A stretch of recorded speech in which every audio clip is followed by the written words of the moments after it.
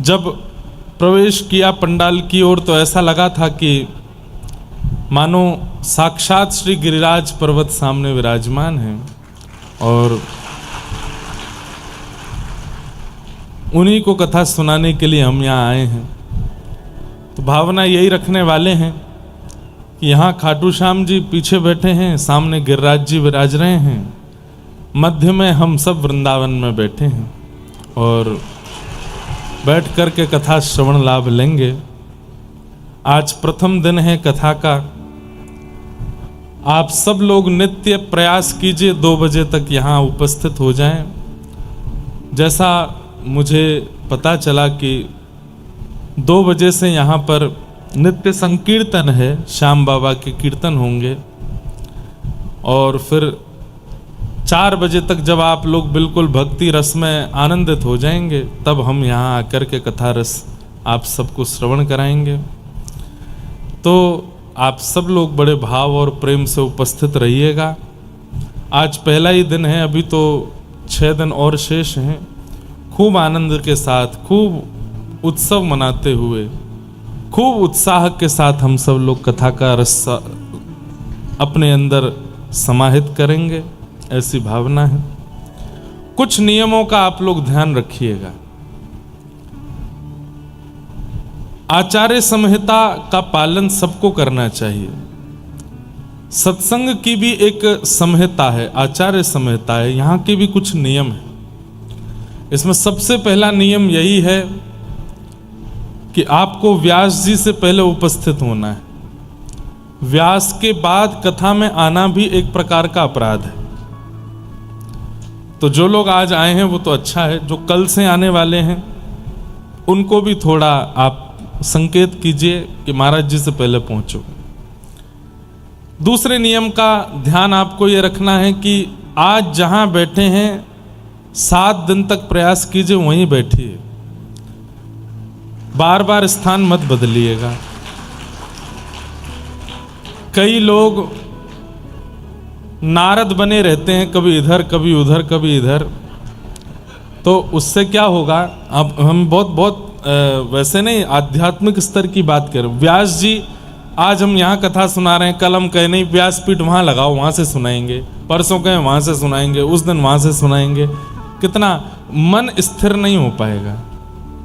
व्यास जी के लिए एक व्यास मंच है, ऐसे श्रोताओं का भी एक नियमित स्थान होना चाहिए, वो वहीं बैठे।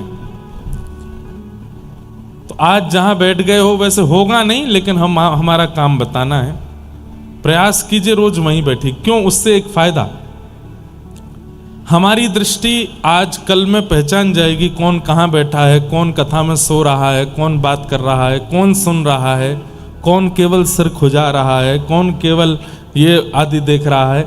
तो उसमें क्या होता है कि तीसरे दिन की कथा आते आते व्यास जी को ये अनुभव हो जाता है कि सुन कौन रहा है। तो फिर व्यास जी उसी को देख के कथा सुनाते, और व्यास जी जिसको देख के कथा सुनाते हैं फिर उसके चित्त में भक्ति का प्रवाह होना निश्चित है।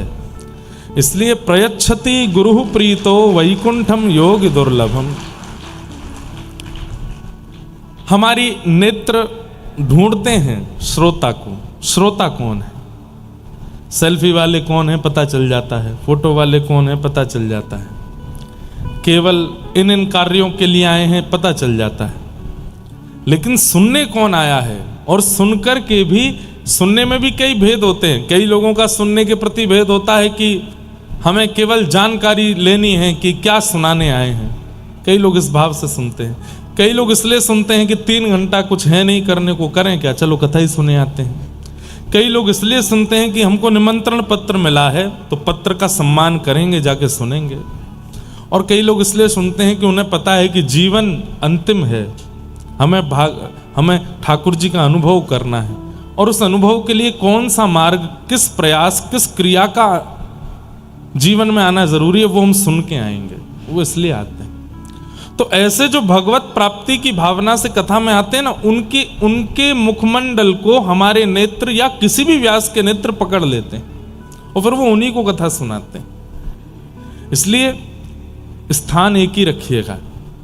अच्छा, मान लीजिए कि मेरी दृष्टि तो, चलो मैं तो एक अधम जीव, मुझे बहुत ज़्यादा कृपा करने की या कथा सुनाने का इतना अभ्यास ना हो, पर ठाकुर जी भी तो भ्रमण करते हैं पंडाल में। अब ठाकुर जी आज सोच के गए थे कि पहले लाइन में और बिल्कुल जो है रेलिंग के बगल में एक भैया बैठे थे, बहुत बढ़िया कथा सुन रहे थे, कल इन पर कृपा करने जरूर आऊंगा। अब पता चली वो कहीं और चले गए। तो ठाकुर जी पर इतना समय नहीं कि वो ढूंढे। भाई देखो, ठाकुर जी को बांधना नहीं चाहिए। आज मेरे बुलाने से, आपके बुलाने से अलवर आ रहे हैं तो ये कृपा है, लेकिन ये भी तो है कि ठाकुर जी को कोई और भी पुकार रहा है, उनको वहां भी पहुंचना है। तो हमें इस बात का सम्मान करना है कि नाथ आप एक क्षण के लिए अलवर आए, लेकिन हमें पता अगले क्षण आपको कहीं और भी किसी भक्त के पास कृपा करने जाना है। तो हम बहुत आपके लिए कठिनाई ना करेंगे, हम एक ही जगह बैठेंगे ताकि कल, आज आप हमको देख के गए, कल कृपा करने की इच्छा हो तो हम यहीं मिलेंगे आपको। हम स्थान परिवर्तित नहीं करेंगे। आज आपने देखा कि भाई इस पेड़ पर आम है, आज मुझ पर साधन नहीं, कल तोड़ के जाऊंगा, यहां से कल लेके जाऊंगा, अपने ठाकुर जी को भोग लगाऊंगा। अब पेड़ उड़ करके कहीं और चला जाए, कितने आश्चर्य की बात। ठीक वैसे ही स्थान परिवर्तित मत कीजिएगा, बार बार एक स्थान पर ही रहिएगा। जितनी फोटो खींचनी है, बात करनी है, फोन चलाना है, सब आप 2 बजे से पहले करे आया करो। अगले 7 दिनों के लिए आपका एक व्रत है, मोबाइल व्रत।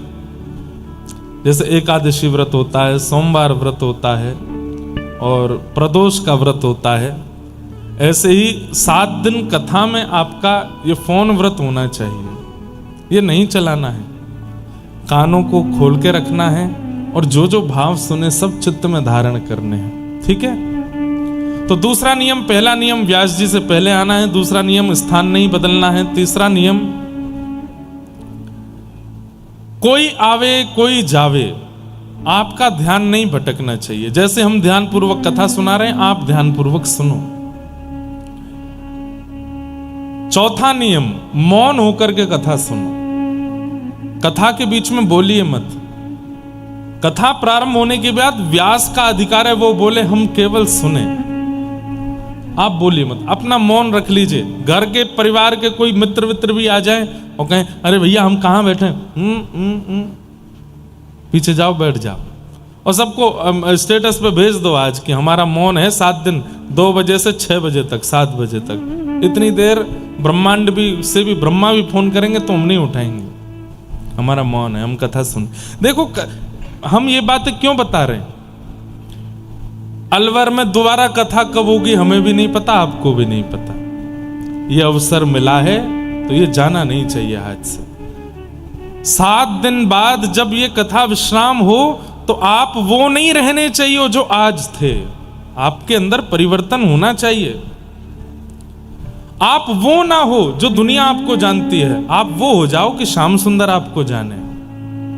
आपके अलवर के एक बहुत अच्छे भक्त हुए, क्या नाम था उनका? याकूब हुसैन। क्या नाम था? मुस्लिम थे, लेकिन ठाकुर जी की कृपा हो गई उन पर और यहां से ही उनमें भक्ति का प्रवाह हुआ। प्रसंग आएगा तो कथा सुनाऊंगा उनकी। उनके बहुत सुंदर सुंदर पद भी हैं। और हमारे श्री गिरधर लाल जी का जहां ब्याहुला हुआ सरस निकुंज जयपुर, वहीं के शिष्य थे वो याकूब हुसैन। उनका फिर नाम दीक्षा के बाद में आचार्य चरण ने रखा सनम सखी। क्या नाम रखा? सनम सखी। क्योंकि मुस्लिम थे, उनके कुछ उर्दू अल्फाज थे, तो वो जब लिखते थे तो पद तो उसमें भी ऐसे ही भाव थे, तो आचार्य चरण ने उनका नाम सनम सखी रखा। अलवर के ही थे वे। और भी कई भक्त हैं, सब एक एक करके पिटारे खुलते जाएंगे हमारे, जो जो भक्तों के भाव आते जाएंगे सब। अलवर में बहुत भक्त हुए हैं। हम पहली बार अलवर आए हैं, हमें यहाँ के ज्यादा स्थान का भी बोध नहीं है। जो हमने ग्रंथों में पढ़ा है, जो हमने भक्त चरित्रों में पढ़ा, बस उतना ही हम जानते हैं। उससे ज्यादा हमको पता नहीं कि यहाँ कौन कौन से दर्शनीय स्थान हैं, कौन कौन से देव ठाकुर यहाँ विराजमान हैं।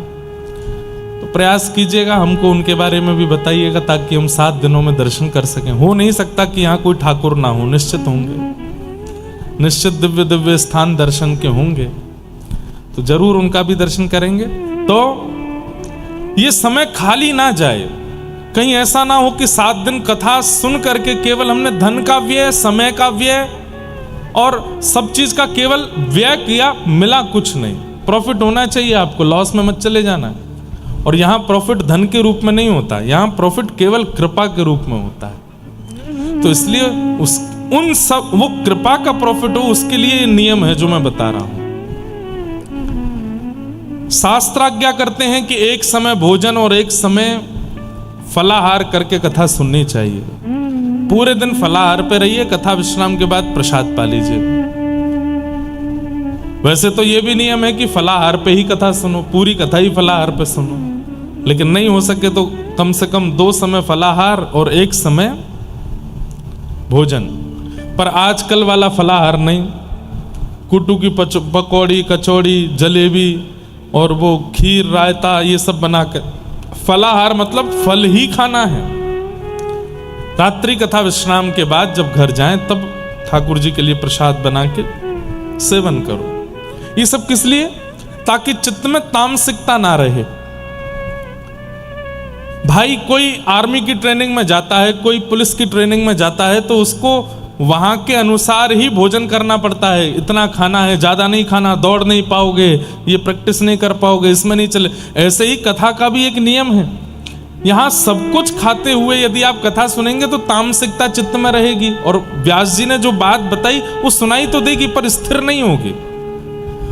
वो सुनाई तो देगी लेकिन आप जीवन में लागू नहीं कर पाओगे। इसलिए तामसिकता ना रहे चित्त में, क्योंकि अन्न में तामसिकता आ जाती है, फल में नहीं आती। तो फल पाइए, 2 समय फल पाइए, 3 समय फल पाइए, कथा सुनिए। लेकिन फल नहीं पा सकते, 4 बार भोजन करो पर कथा सुनो।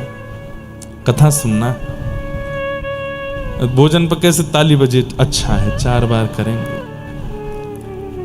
कहने का अभिप्राय कैसे भी सुनो, सुनो पर सुनना है। तो ये नियम है। कितने 4-5 नियम हो गए। 6वां नियम यह है, 7 दिनों में आपको ना प्रिय लगने वाली कोई भी घटना हो जाए फिर भी गुस्सा मत कीजिएगा, किसी पर क्रोध नहीं करना है। ऐसा भी मत करना कि रुक जा 7 दिन निकल जाने फिर बताऊंगा, ये भी नहीं। क्रोध करना ही नहीं है। इन 7 दिनों में चाहे जो हो जाए क्षमा ही करना है सबको। ठीक है भाई, तू कर ले, क्षमा है। ठीक है, तुमने ऐसा कहा, हम तुमको क्षमा कर, तुमने ये काम बिगाड़ा, हम क्षमा करते हैं। क्षमा। एक बात बताएं बंधुओं, भक्ति जीवन में आएगी तो उसके कुछ लक्षण हैं। उन लक्षणों में सबसे पहला लक्षण है क्षमा। गैर भक्त जो होता है ना, वो क्षमा करना जानता ही नहीं है। वो सबको दंड देना ही जानता है, सबको बुरा बोलना ही जानता है। पर भक्त का स्वरूप कैसा होता है? वो क्षमा करता है। आप कहेंगे महाराज जी कैसी भी परिस्थिति आ जाए, अब परिस्थिति के ऊपर डिपेंड करता है कैसी है, लेकिन वैसे मैं कह दूं कि शरीर कटने तक की परिस्थिति आ जाए तो भी क्षमा कर देना। ये 7 दिनों में आप इस भाव के साथ जब कथा सुनेंगे तो ठाकुर जी भी पूरी परीक्षा लेंगे कि देखूं तो सही क्षमा करेगा कि नहीं। क्षमा, दया, करुणा, इन सब गुणों के साथ में कथा सुनिएगा। ये सब सात्विक गुण हैं। जब सात्विक गुण के साथ हम कथा श्रवण करते हैं तो कथा चित्त में व्यवस्थित अवस्थित होती है। इन नियमों का पालन कीजिएगा। बाकी आप सब लोग शुद्धि श्रोता हैं। कीर्तन जब भी हो, कथा में भजन जब भी हो तो गाना है, बाकी मौन रहना है। प्यास लगे पानी पहले पी लो, भूख लगे पहले खा लो, बाद में, बीच में कुछ भी नहीं करना है। मेरे सामने करते दिखोगे तो मैं रोकूंगा तो नहीं, पर आपको ध्यान रखना चाहिए कि भाई ये भी तो प्यासे बैठे हैं मंच पे, ये नहीं पी रहे हैं तो हम क्यों पीवें। और अंतिम लक्षण, किसी एक उद्देश्य के साथ कथा सुनिएगा और वो उद्देश्य सांसारी नहीं होना चाहिए। उद्देश्य के साथ, एक लक्ष्य के साथ।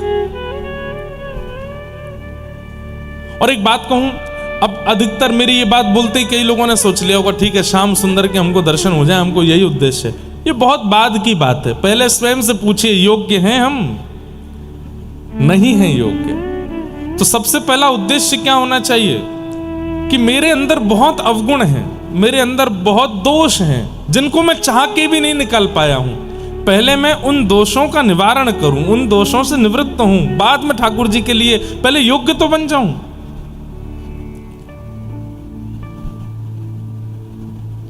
योग्य बनने के उद्देश्य से कथा सुनिए कि नाथ इन 7 दिनों में व्यास जी के मुख से ऐसी वाणी प्रकट करवाइएगा कि हम आपके योग्य बने, और योग्य बनने लायक जब हो जाएंगे तब बाद में कभी प्रार्थना करेंगे कि अब आप दर्शन दो, अब हम योग्य हैं। पहले भूमि उपजाऊ तो हो तब तो उसमें बीज डाला जाए। अब भूमि उपजाऊ नहीं, उसमें बीज डाल दिया जाए तो बीज नाश हो जाएगा, वो कभी वृक्ष नहीं बन पाएगा। तो हम पहले अपने चित्त के हृदय पटल को योग्य बनावें, ताकि वक्ता की वाणी का बीज जब आए तो वो अंकुरित होकर पुष्पित, फलित और वृक्षित हो जाए। तो योग्य बनने की भावना से जैसे सूरदास हैं, जैसे कुंभन दास हैं, जैसे मीराबाई हैं, आपके अलवर के एक भक्त हुए। ध्यान से सुनिए, सब लोग इधर देखो। उन्होंने जीवन में कभी भजन नहीं किया था, जीवन में कभी नाम जप नहीं किया था, उन्होंने जीवन में कभी ठाकुर जी का बहुत दर्शन लाभ आदि कुछ नहीं किया था। लेकिन एक दिन पता नहीं क्या हुआ, कहीं कथा वो सुन रहे थे, तो कथा आदि में वो जाते थे ऐसे कि निमंत्रण मिला है तो 5 मिनट मुंह दिखाई के लिए जाते थे। तो एक बार कहीं कथा चल रही थी अलवर में, तो वो गए। सत्य घटना है, बहुत ध्यान से सुनिएगा। कथा में जैसे ही पहुंचे तो जाकर के उन्होंने कोई प्रसंग सुना, और वो प्रसंग उनको इतना अच्छा लगा कि वो पहली बार जीवन में ठाकुर जी के लिए रोए। तो उन्होंने व्यास जी से कहा कि मैंने जीवन में कभी भजन नहीं किया, कोई तीर्थ यात्राएं नहीं की, मैंने कभी कोई साधन नहीं किया, पर आज मैं इतना भावुक कैसे हो गया? ये चरित्र जो आपने सुनाया ये कहाँ का चरित्र है, ये किसने इसकी रचना की है? तब व्यास जी ने बताया ये भक्तमाल जी हैं, और ये भक्तमाल जी की रचना श्री नाभा जी ने की है, उन्हीं की टीका श्री प्रियादास जी ने की, और वो प्रियादास जी आज भी जयपुर में विराजमान है, उन व्यास जी ने बताया। तब वो सेठ जी जयपुर गए और श्री प्रियादास जी से मिले, और प्रियादास जी से कहा वो जो आपने ग्रंथ लिखा है भक्तमाल वो मुझको दे दीजिए। प्रियादास जी बोले ऐसे कैसे दे दें, हमने इतनी मेहनत करके लिखा है। तो बोले मैं आप जो सेवा कहेंगे मैं करने को तैयार हूं, एक और ग्रंथ मेरे लिए लिख दीजिए। बोले क्या करोगे, पढ़ोगे? बोले पढ़ना मुझे आता नहीं। बोले फिर क्या करोगे? बोले कुछ नहीं, केवल इतने सारे भक्त जिस ग्रंथ में हैं उस ग्रंथ को हृदय पर लगा करके रखूंगा, बस, और कुछ नहीं। तो प्रियादास जी को इतना अच्छा लगा कि उन्होंने वो ग्रंथ लिखा और लिख करके उन सेठ जी को दे दिया। सेठ जी ने आकर के अलवर में उस ग्रंथ को अपने बच्चों को दिखाया और कहा कि देखो संपत्ति तुम्हारे नाम कर दूंगा, इतना बंटवारा कर दूंगा, ये सब तुम्हारे नाम सब लिख करके चला जाऊंगा, बस मेरी एक अंतिम इच्छा पूरी कर देना। बोले क्या? जब मेरे प्राण निकलने वाले हों, बाहर कहीं प्राण निकलेंगे तो मुझे पता नहीं, लेकिन अगर स्वाभाविक बिस्तर पर प्राण निकल रहे हों तो बस प्राण निकलते समय ये ग्रंथ मेरे हृदय पर रख देना। बच्चों ने कहा आप ऐसी बात क्यों करते हैं, अभी तो बहुत आयु है आपकी। बोले कि बस मैं बता रहा हूं ये मेरी अंतिम इच्छा है। जीवन में कोई साधन नहीं, कोई भजन नहीं, कोई कीर्तन नहीं किया। 10-15 वर्ष बाद जब उनका अंतिम समय आया तो सारे बच्चे आकर के घेर लिए। कंठे गुरगुरायते, कंठ से गुर गुर आवाज होती है जब व्यक्ति की मृत्यु होती है, वो बोल नहीं पाता। ये स्वाभाविक मृत्यु जिनकी होती है उनके साथ ऐसा ही होता है, कंठे गुरगुरायते, वो बोल नहीं पाते। और जितना मोह सामान्य जीवन में व्यक्ति के चित्त में रहता है उसका मल्टीप्लाई इनटू 1000 हो जाता है। मोह, बच्चे की याद, बहू की याद, नाती पोतों की याद, प्रॉपर्टी की याद, इसकी याद, सारी यादें आने लगती हैं और आंखों से बस आंसू निकलते हैं कि ये सब मैंने कमाया जीवन भर, अब छोड़ के जाऊंगा मैं। इतना भयंकर मोह हो जाता है मृत्यु के काल में, और उस मोह की बढ़ने के कारण ठाकुर जी की स्मरण नहीं हो पाता। लेकिन धन्य है वो सेठ जी, जैसे उनका कंठ गुरगुर आवाज करने लगा, चारों तरफ बालक आ गए, कोई हाथ सहला रहा है, कोई पैर सहला रहा है, पिताजी सांस लीजिए, पिताजी सांस लीजिए। तो उन्होंने उस अलमारी की तरफ इशारा किया। बच्चे समझ नहीं पाए तो वो रोने लगे कि अरे तुम समझ क्यों नहीं रहे हो, वहां वो ग्रंथ है, वो मेरी छाती पर रखो।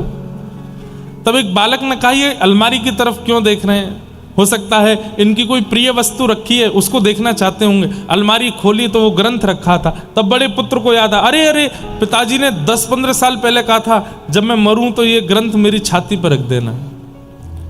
जैसे ही वो ग्रंथ भक्तमाल जी का उन सेठ जी के हृदय पर रखा, हे कृष्ण हे कृष्ण हे कृष्ण कह करके उनका शब्द प्रकट हो गया, कंठ बिल्कुल आनंदित हो गया। आहा, हाथ मानो जैसे नृत्य की भंगिमा बनाने लगे। पुत्रों ने कहा पिताजी क्या हुआ, आप अभी बोल नहीं पा रहे थे, आपके मुख से भगवान नाम कैसे निकलने लगा। उनके नेत्र सजल हो गए, बस हाथ जोड़ के चारों ओर देख रहे हैं। बोले पिताजी कौन दिख रहा है। तो वो बोले थोड़ी देर पहले यम के काले काले दूत खड़े थे, मेरे गले में रस्सा उन्होंने बांध दिया था और मुझे खींच करके नरक ले जाने को कह रहे थे, इसीलिए मेरा स्वर नहीं निकल रहा था। लेकिन ये ग्रंथ मेरे चित्त पर रखते ही वो यम के दूत अंतर ध्यान हो गए। बोले अब कौन है। बोले भक्तिमती मीराबाई खड़ी हैं, सूरदास खड़े हैं, कुम्मन दास खड़े हैं, गोस्वामी तुलसीदास जी महाराज खड़े हैं, हरिवंश महाप्रभु खड़े हैं, स्वामी श्री हरदास जी महाराज खड़े हैं, नरसिंह मेहता खड़े हैं, सारे भक्त मेरे चारों ओर खड़े हैं। और क्या कह रहे हैं, अरे सखी चल हमारा हाथ पकड़ तो को निकुंज में लेकर के चलें, प्रिया प्रियतम तेरी प्रतीक्षा कर रहे हैं। बच्चों अब मैं जा रहा हूं, तुम लोग अपना ध्यान रखना और प्रयास करना। मैंने जीवन में भक्तमाल पढ़ा नहीं, केवल चित्त पर रखा, तो ऐसी मृत्यु हो रही है। तुम पढ़ोगे, तुम सुनोगे तो तुम्हारी कैसी मृत्यु होगी, तुम विचार कर लेना। और ऐसा कहकर के भक्त समूह अलवर में एक साथ इतने सारे भक्त प्रकट हो गए और उन सेठ जी को अपने साथ लेकर के निकुंज में पहुंच गए, जहां श्री प्रिया प्रियतम दोनों अपने भक्तों के साथ विहार करें, वो निकुंज है। ऐसी श्रीमद् भक्तमाल, ऐसी श्रीमद् वाल्मीकि रामायण, ऐसी महाभारत की कथा, ऐसी श्रीमद् भागवत की कथा, जिनके दर्शन से और स्पर्श से ऐसी गति होती है, उनका श्रवण यदि हमने ध्यान से कर लिया तो हमारी गति कैसी होगी। इसलिए भैया हमारी प्रार्थना है, हमारी तो स्थिति कथा करते करते ऐसी हो चुकी है कि हम किसी भी व्यक्ति से मिलते हैं उसके स्वभाव से पता चल जाता है। जैसे कोई बहुत सरल स्वभाव का मिलता है तो लगता है ओहो देखो, ऐसा लगता है जैसे मानो कुम्मन दास हो। जैसे कोई माताएं बहनें बड़ी भावुक मिलती हैं तो लगता है जैसे सक्कूबाई हो, जैसे मीराबाई हो। भक्तों के दर्शन ही सब लोगों में होने लग जाते हैं और यही सफलता है कथा सुनाने की। आपकी भी ऐसी योग्यता बन जाए जैसे एक सेठ जी ने अनेक संतों को और भक्तों को अलवर में प्रकट किया। कथा श्रवण के आप साक्षात भक्तों, ठाकुर जी को नहीं, ठाकुर जी के पास हम जाएंगे, हम उनको प्रकट नहीं करना चाहते। ठाकुर जी खूब प्रकट हो चुके हैं पहले, अब इतनी योग्यता हमारी नहीं कि हम उनको प्रकट करें, पर भक्तों को तो प्रकट हम कर सकते हैं ना। हमारी अंतिम श्वास जब चल रही हो तो हमारे कोई एक भक्त श्रेष्ठ होने चाहिए जिनका स्मरण करके हम भगवत धाम जाएं। एक बात हम आपको कह दें, किसी भक्त की भक्ति को श्रवण करके उस भक्त को अपना गुरु मान लो। सूरदास जी की भक्ति अच्छी लगी हो तो सूरदास जी गुरु हैं, मीराबाई तो मीराबाई गुरु हैं, उनको गुरु रूप मान लीजिए और उनकी जैसी रहनी करनी करने लग जाइए। अंतिम श्वास में वे ही आएंगे लेने के लिए, और वे अगर आ गए तो निश्चित है कि धाम की प्राप्ति तो होगी ही होगी।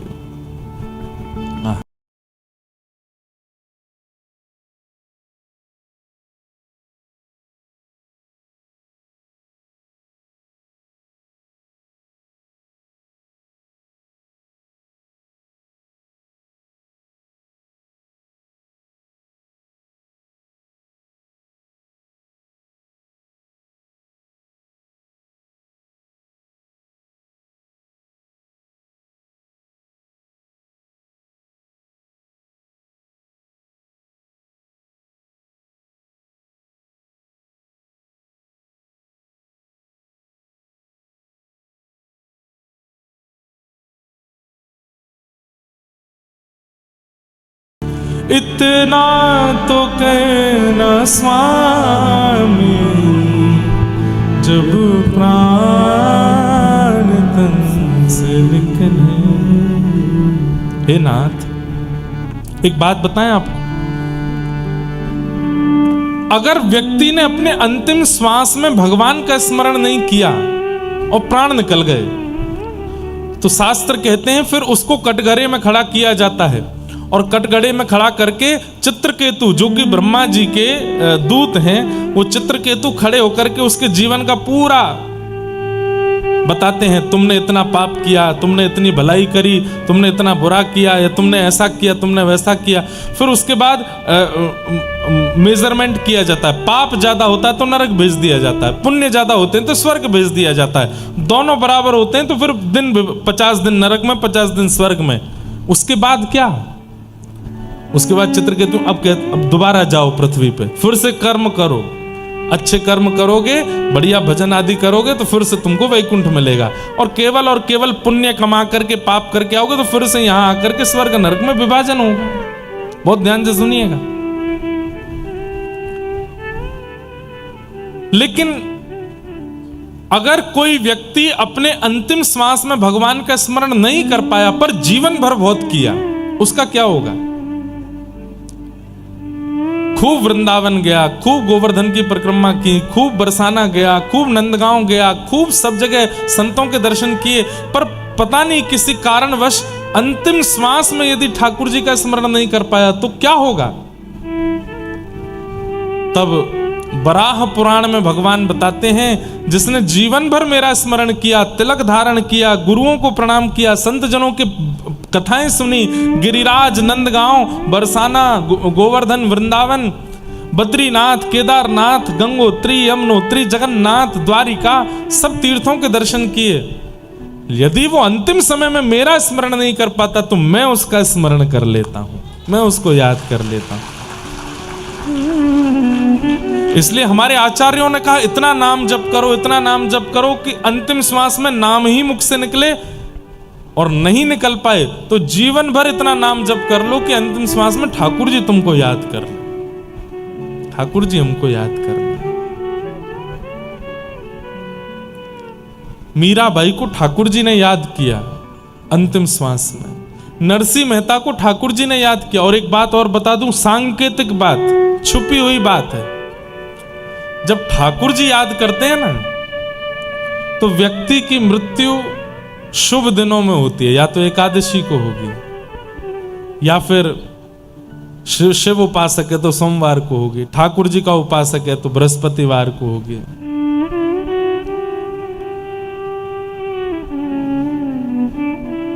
इस प्रकार से शुभ दिनों, जन्माष्टमी, रामनवमी आदि आदि शुभ दिनों में प्रायण होता है। अब आप लोग कहीं पुराने जो गए हैं उनका ढूंढने मत लग जाना कब गए थे, देखें ठाकुर जी ने याद किया था कि नहीं, उनकी चिंता नहीं करो, अपनी चिंता करो, उनका मत सोचिएगा। और इससे बहुत ज्यादा वो लोगों को दोष दृष्टि से मत देखने लगो, हो वो तो ऐसे दिन पे गए थे।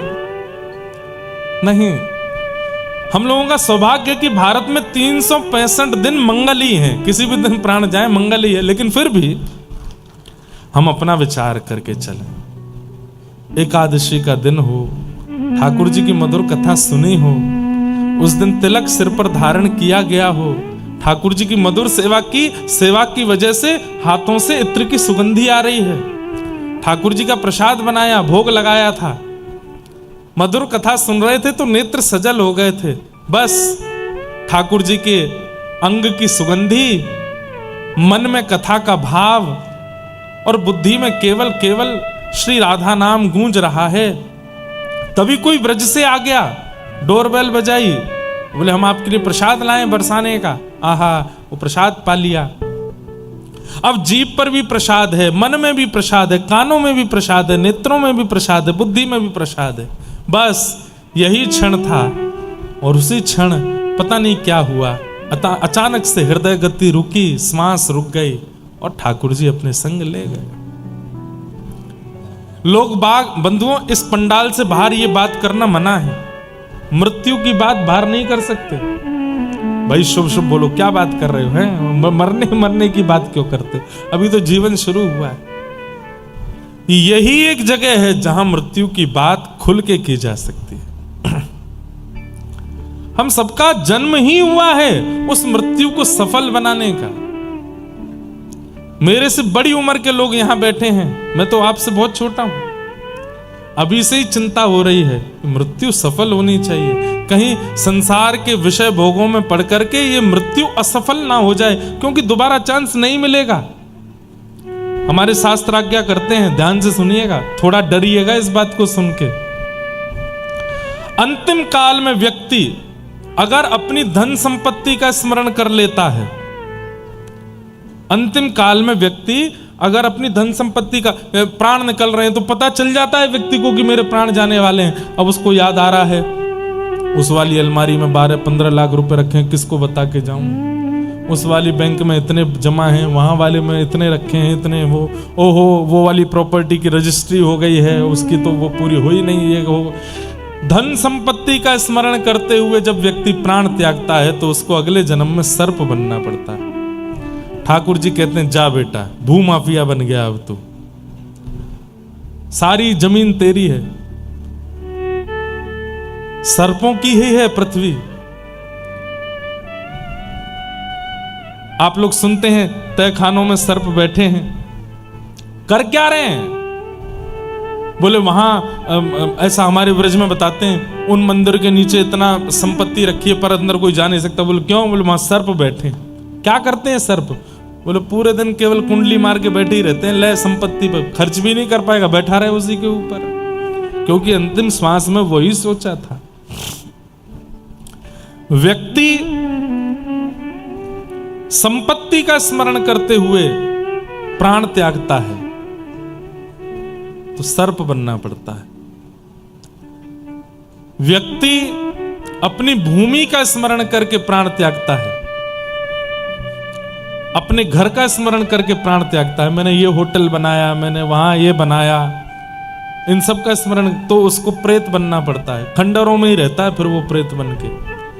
ठाकुर जी इतने खंडर दे देते हैं, बोले पूरी दुनिया में जहां कोई नहीं रहता वहां तू रही हो, तेरा ही है। 500 कमरों के बड़े बड़े खंडर पड़े हैं, उनमें कौन रह रहे हैं? प्रेत ही रह रहे हैं। तो तुम्हारा ही है, तुम राजा हो यहाँ के, प्रेत बनना पड़ता है। व्यक्ति काम वासना का स्मरण करते हुए प्राण त्याग देता है तो अगले जन्म में उसको वैश्या बनना पड़ता है। व्यक्ति संतान, पत्नी, बच्चे, पुत्रों का स्मरण करते हुए प्राण त्यागता है तो उसे जानवर बनना पड़ता है, और उसमें भी विशेष रूप से सूकर बनना पड़ता है, क्योंकि उसको सबसे ज्यादा प्रिय होते हैं अपने बालक। लेकिन जब व्यक्ति अपने अंतिम श्वास में ऐसा स्वर गूंज रहा हो, कानों में केवल यही बात, राधे श्याम राधे श्याम राधे श्याम, और तब प्राण निकले, तब मानेंगे कि हमारे जीवन का कल्याण हुआ। धनवान होना, कल्याणवान होना, कल्याण होना निश्चित नहीं है कि धनवान का कल्याण हुआ, संपत्तिवान का कल्याण हुआ, सुंदर पत्नी मिलने वाले का कल्याण हुआ, सुंदर बच्चे होने वालों का कल्याण हुआ। नहीं, कल्याण उसका हुआ जिसने जीवन में जन्म लेने के बाद पुनः जन्म की स्थिति छोड़ी नहीं, उसका कल्याण हुआ। दोबारा जन्म हुआ ही नहीं, उसका कल्याण हुआ। हम सब कितने जन्म ले चुके हैं क्या पता, और कितने और लेने वाले हैं। तो बस ये कथा ही एक माध्यम है जो जन्म के पुनः पुनः आगमन को एक बार में रोक सकती है। ये अंतिम होना चाहिए हमारा। तो पहला उद्देश्य हमारा यही हो कि हमारा अंतिम जन्म, इसके बाद हमें आना नहीं है इस संसार में। इस भावना से कथा सुनिए। तो भूमिका तो खूब लंबी हो गई, प्रणाम करते हैं। आइए आज के क्रम में प्रवेश करते हैं। सच्चिदानंद रूपाय विश्वोत्पत्त्यादि हेतवे तापत्रय विनाशाय श्री कृष्णाय वयं नमः।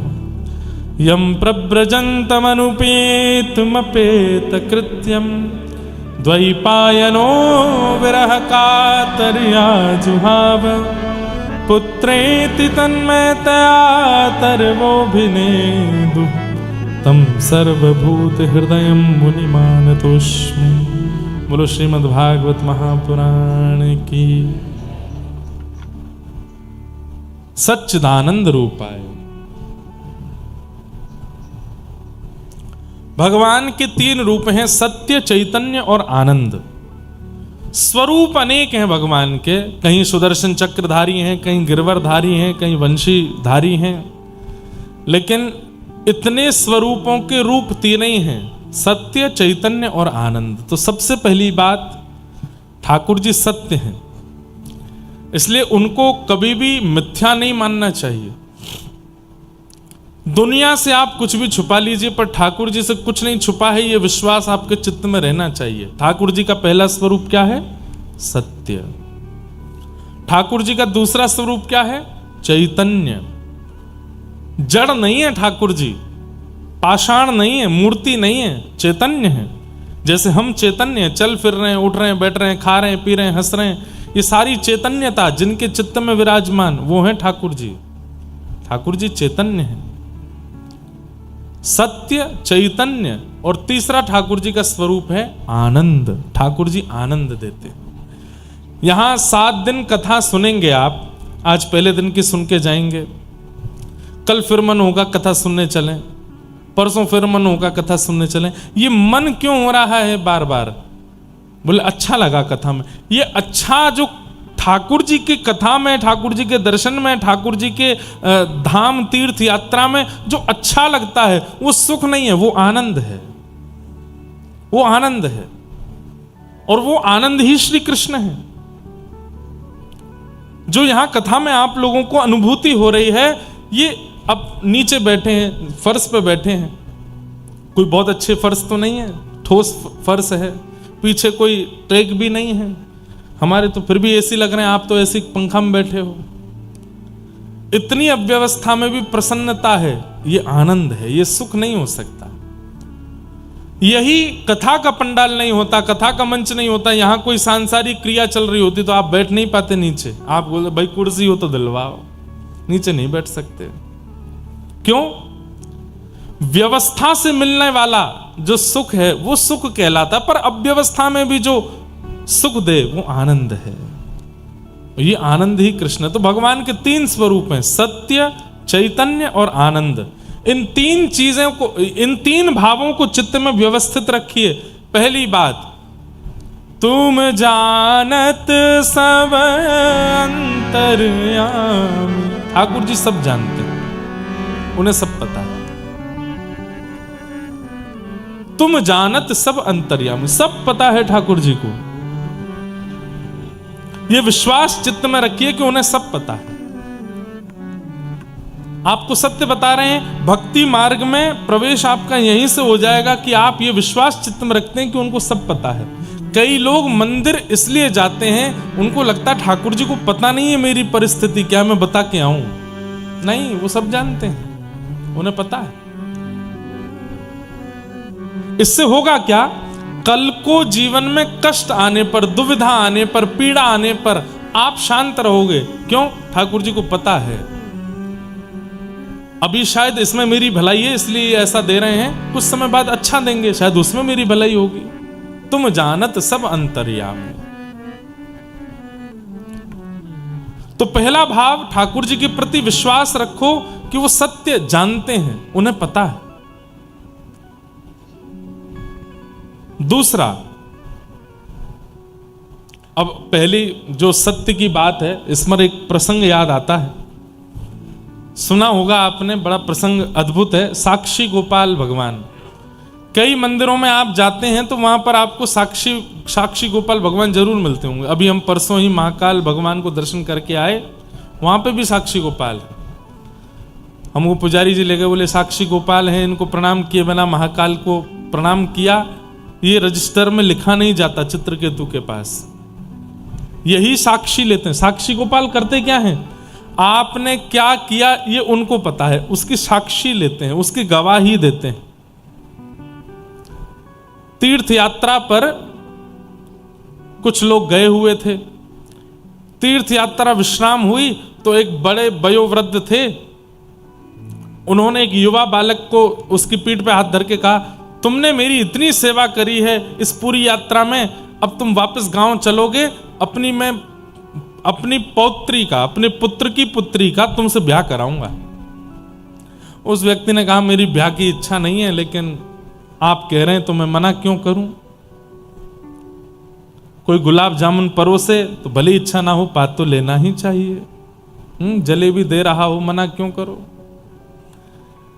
ब्याह की इच्छा तो नहीं है, पर आप अपनी तरफ से ऑफर दे रहे हो तो कर लेंगे। लेकिन जैसे ही गांव पहुंचे, वो वयोवृद्ध ने गांव के लोगों से जाके कहा, मैंने अपनी पौत्री के लिए एक लड़का देखा है। बोले कौन है? बोले पास के गांव का है, तीर्थ यात्रा में गया था, आदि आदि सब बात कही। घर के लोगों ने कहा, आप भी कुछ सोचते नहीं, विचारते नहीं, घर में किसी से पूछा नहीं, पक्की करे आए वहां पे, हम नहीं करेंगे ब्याह। तो बेचारे वृद्ध अकेले पड़ गए। 4 दिन बाद का समय दिया था उस लड़के को कि तुम आ जाना अपने परिवार वालों के साथ। वो आ गया। जैसे ही घर पहुंचा तो वृद्ध ने बाहर ही रोक लिया उसको और उससे कहा, भाई देखो, क्यों आए हो तुम?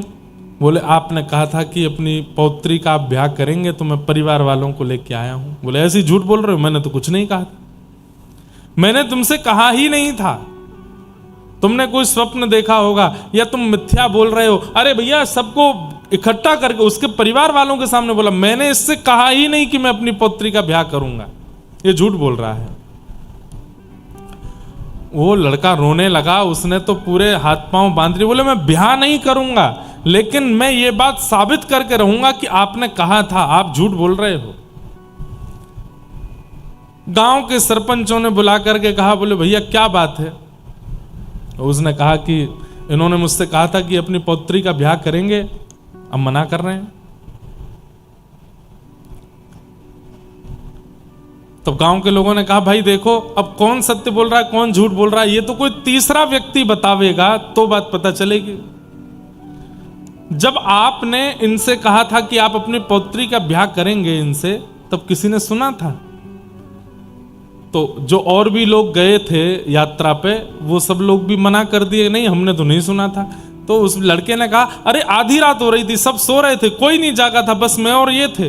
बोले अब ये तो तुम ऐसी बात कर रहे हो कि हम कोई इस पे कार्रवाई कर ही नहीं सकते, कोई तीसरा व्यक्ति लेकर के आ जाओ जिसने सुनी हो तो हम मान जाएंगे। तब उसने अचानक से एक बात बोली, हाँ एक ने सुनी है। बोले कौन? बोले जब हम रात्रि में सो रहे थे तो गोपाल जी का मंदिर था, वो गोपाल जी सुन रहे थे।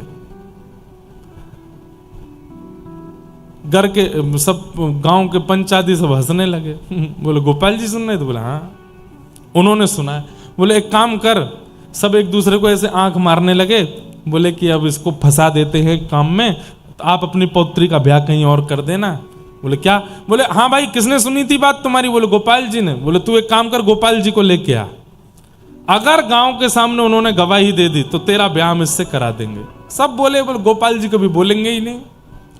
लेकिन उसको इतना विश्वास था ठाकुर जी के ऊपर, चल दिया। और महाराज कितने दिन लगा करके वृंदावन आया उड़ीसा से, और आकर के ठाकुर जी से कहा, ठाकुर जी मुझे ब्याह करने की बहुत इच्छा नहीं है, पर मैं केवल इतना चाहता हूं कि वो व्यक्ति झूठ बोल रहा है इसका पूरी दुनिया को पता चले। और दूसरी बात, मैंने जब कहा कि आपने बात सुनी है तो सब हंस रहे थे, तो सबको ये बात बता दीजिए कि आपने सुनी थी, उन्होंने कहा था कि वो अपनी पौत्री का ब्याह करेंगे। ठाकुर जी तो ऐसे ही बैठे रहे, कुछ नहीं बोले। उसने मक्खन का भोग लगाया, ठाकुर जी को माला पहनाई, ठाकुर जी को इत्र लगाया। बोले आप बोलते क्यों नहीं हो, कुछ बोल दीजिए ना। हाँ अपना काम होता तो नेक में ही बोल पड़ते, अब मेरे काम बनना है तो क्यों बोलोगे। ठाकुर जी से वार्ता करने लगा। देखिए नाथ, आप बोलो चाहे मत बोलो, पर मैं ये जानता हूं कि आपने सुना है। बिन पग चलहि सुनहि बिन काना, मैंने सुना है कि आप सुनते हैं। तीसरा कोई नहीं था जिसने सुना था, आपने सुना था। कृपा करके चलिए ना मेरे गांव। रात्रि का समय हो गया, मंदिर बंद हो गया, पुजारी जी ने पर्दे आदि लगा दिए, बाहर देली पे बैठ के सिर पटकने लगा। बोले क्यों नहीं बोल रहे हो? नामदेव के लिए आप प्रकट हो गए थे, सूरदास के लिए प्रकट हो गए थे, सक्कूबाई के लिए प्रकट, मेरे लिए क्यों नहीं बोल रहे? मैं कुछ और नहीं चाहता, केवल बोल दीजिए कि आपने सुना था। मंदिर बंद के अंदर से ठाकुर जी बोल पड़े, ए बावड़े, ये कलयुग है, कलयुग में मैं मूर्ति के रूप में, मूर्ति कोई चलती है? मूर्ति चलती नहीं। बाहर से वो भक्त बोला, तो वो बोलती भी तो नहीं है मूर्ति, आप बोल कैसे रहे हो? नाम जप भी नहीं करते, परिक्रमा भी नहीं करते। ऐसे साधन शून्यों को भी ठाकुर जी मिले हैं। कैसे मिले हैं? केवल और केवल विश्वास की कसौटी पर।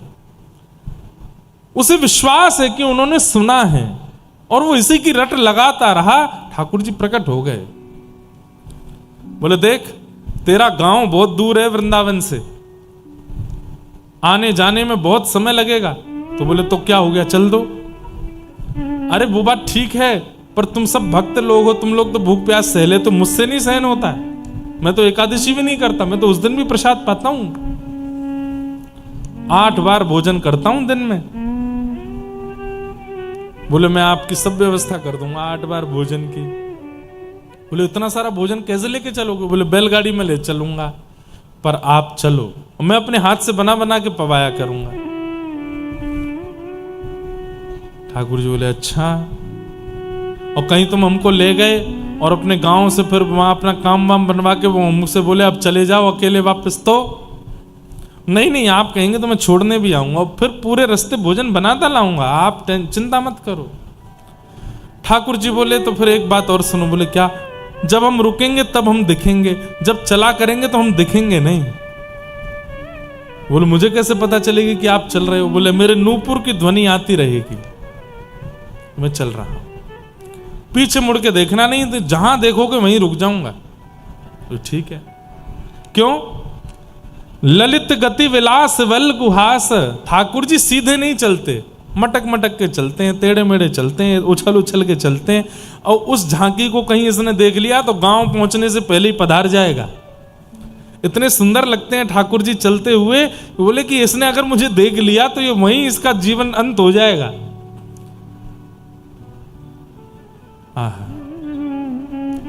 ललित गति के साथ ठाकुर जी चल पड़े वृंदावन से, जगह जगह रुक करके। अब जगह जगह नहीं रुक रहे हैं, एक दिन में 8 बार रुकते हैं। फिर वो भोजन बनाता है, ठाकुर जी को पवाता है। बड़े विचित्र हैं ठाकुर जी। एक लीला सुनाऊं। श्रीनाथ जी जब गोवर्धन से उदयपुर, अभी ठाकुर जी उदयपुर के पास में विराजमान, श्रीनाथ जी आज से 500 साल पहले गिरिराज जी में जतिपुरा के पास में ऊपर मंदिर में विराजते थे। गिरिराज जी की परिक्रमा करते हैं तो गिरिराज जी के पर्वत के ऊपर जो श्रीनाथ जी का सफेद मंदिर दिखता है, उसी में श्रीनाथ जी विराजते थे। 500 वर्ष पहले औरंगजेब के आक्रमण के कारण ठाकुर जी और एक अजब कुमारी नाम की भक्ता हुई राजस्थान में, उसके लिए ठाकुर जी वहां चले गए। तो जगह जगह ठाकुर जी के पड़ाव पड़े। कोटा में भी चरण चौकी है, ठाकुर जी कुछ दिन वहां रहे। जोधपुर में भी रहे, उदयपुर में भी रहे। कुछ कुछ दिन, कुछ कुछ साल सब जगह रुकते हुए, प्रसाद आरोगते हुए सब जगह से फिर नाथ द्वारा पहुंचे। ध्यान से सुनिए सब लोग, इधर देखो। तो जोधपुर के पास में उससे पहले अष्टयाम ठाकुर जी का भोग लगता था। जैसे सुबह 8:30 बजे बाल भोग लगना है, तो 8:30 बजे जिस नगर में पहुंचते थे ठाकुर जी, उस नगर के लोग बाल भोग तैयार करते थे, ठाकुर जी को पवाते थे। कुछ टोलियां आगे चल के बता देती थी इतने बजे तक श्रीनाथ जी आएंगे, आप लोग राजभोग तैयार कर लो। शुद्ध पवित्र स्थिति में राजभोग तैयार होता था, ऐसे चलते थे। तो एक बालक था, उसने कथा में सुना था कि ठाकुर जी के लिए कुछ भी अर्पित करोगे तो ठाकुर जी प्रेम से अर्पित की गई वस्तु को स्वीकार करते हैं। बड़ा ठाकुर जी का भक्त। आज उसको जब सुनाई दिया कि श्रीनाथ जी ब्रज से राजस्थान आ रहे हैं और हमारे गांव से निकलेंगे, तो उसने सोचा कि सब भोजन बना रहे हैं, सब प्रसादी बना रहे हैं, मैं छोटा बालक मैं क्या बनाऊं। तो उसने कील हथौड़ी से ठोक करके सुंदर ठाकुर जी के लिए चौकी बनाई कि ठाकुर जी पाएंगे तो थाल रखेंगे कहाँ पर। अब उसको ये नहीं पता था कि थाल रखने की चौकियों की सब संगी लेके चल रहे हैं, लेकिन उसने बड़े भाव से एक चौकी बनाई। अब छोटे से बालक ने बनाई बनवाई जैसे भी हो, ज्यादा बढ़िया नहीं थी, मतलब ऐसी थी कि उस पर थाल रखें तो वो चौकी ऐसे हिलती थी, लेकिन उसने बनाई बड़े प्रेम से। ठाकुर जी का रथ जैसे ही उस गांव में पहुंचा, गांव के लोग सामग्रियां लेकर के पहुंचे। पीछे चांदी की सोने की चौकियां ठाकुर जी की रखी थी। जैसे ही ला करके रखी तो ठाकुर जी ने गुसाई जी से सर हिला के मना कि इस पे नहीं पाएंगे। बोले तो एक भगत ने चौकी बनाई है, वो लेके आओ। बोले जय जय, आपकी तो प्रिय चौकी चांदी और ये सोने की चौकी है, इसमें ही पाते हो आप? बोले नहीं, अब वो लेके आओ, उसमें पाएंगे। तो गुसाई जी ऐसा भी करते थे कि कहीं कहीं ठाकुर जी की आज्ञा हो जाती थी, उसके थाल में पाना है, उसके बर्तन में पाना है, तो उसको ठाकुर जी को पवा के प्रसादी करके उस भक्त को ही वापस कर देते थे। हल्ला मचाएगा, बोले हाँ भाई, ये अमुक नाम का कोई बालक है, इसने चौकी बनाई है। वो बालक पीछे खड़ा था चौकी लेकर के, वो रोने लगा, अरे मेरी चौकी मंगाई। बोले ठाकुर जी कह रहे हैं तुम चौकी लाओ। उसने चौकी दी, और चौकी के अंजर पंजर सब ढीले ढाले थे, ज्यादा बढ़िया अच्छे से बनी नहीं थी। अब ठाकुर जी का थाल हमारी तरह थोड़ी होता छोटा, खूब बड़े बड़े थाल होते हैं, उसमें भी वजन होता है खूब, कम से कम 6-7 किलो वजन तो थाल में होता ही है। ये मोटे मोटे लड्डू, खूब सारी रोटियां, खूब सामग्री सब पाते हैं। वो थाल जैसी रखी, वो चर चर चर आवाज करने लगी चौकी। गुसाई जी बोले जय जय, वो तो लगा थाल रखते ही कहीं पधार नहीं जाए चौकी। बोले नहीं नहीं, यहीं पे पाऊंगा, धरो। ठाकुर जी ने प्रेम से आरोगा, गुसाई जी पकड़ के बैठ गए। बोले कि मैं पकड़ के बैठा हूं, आप पाओ। बोले नहीं नहीं, छोड़ दो, इसको झूलने दो, झूलती वही चौकी पे पाऊंगा। प्रेम से ठाकुर जी ने प्रसाद अरोगा। अरोगने के बाद गुसाई जी प्रसन्न तो बहुत हुए, फिर उस बालक को बुलाया। बोले लो, ठाकुर जी ने प्रसादी कर दी चौकी, अब तुम इसको रखो। अब वो बालक तो बड़ा प्रसन्न, चौकी में से अद्भुत सुगंधी आ रही थी।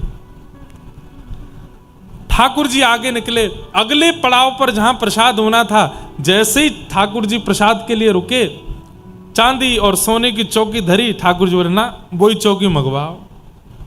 गुसाई जी बोले वो तो हम छोड़े आए पिछले काम में। बोले तो मैं बोझ नहीं यार, उसको मंगवाओ।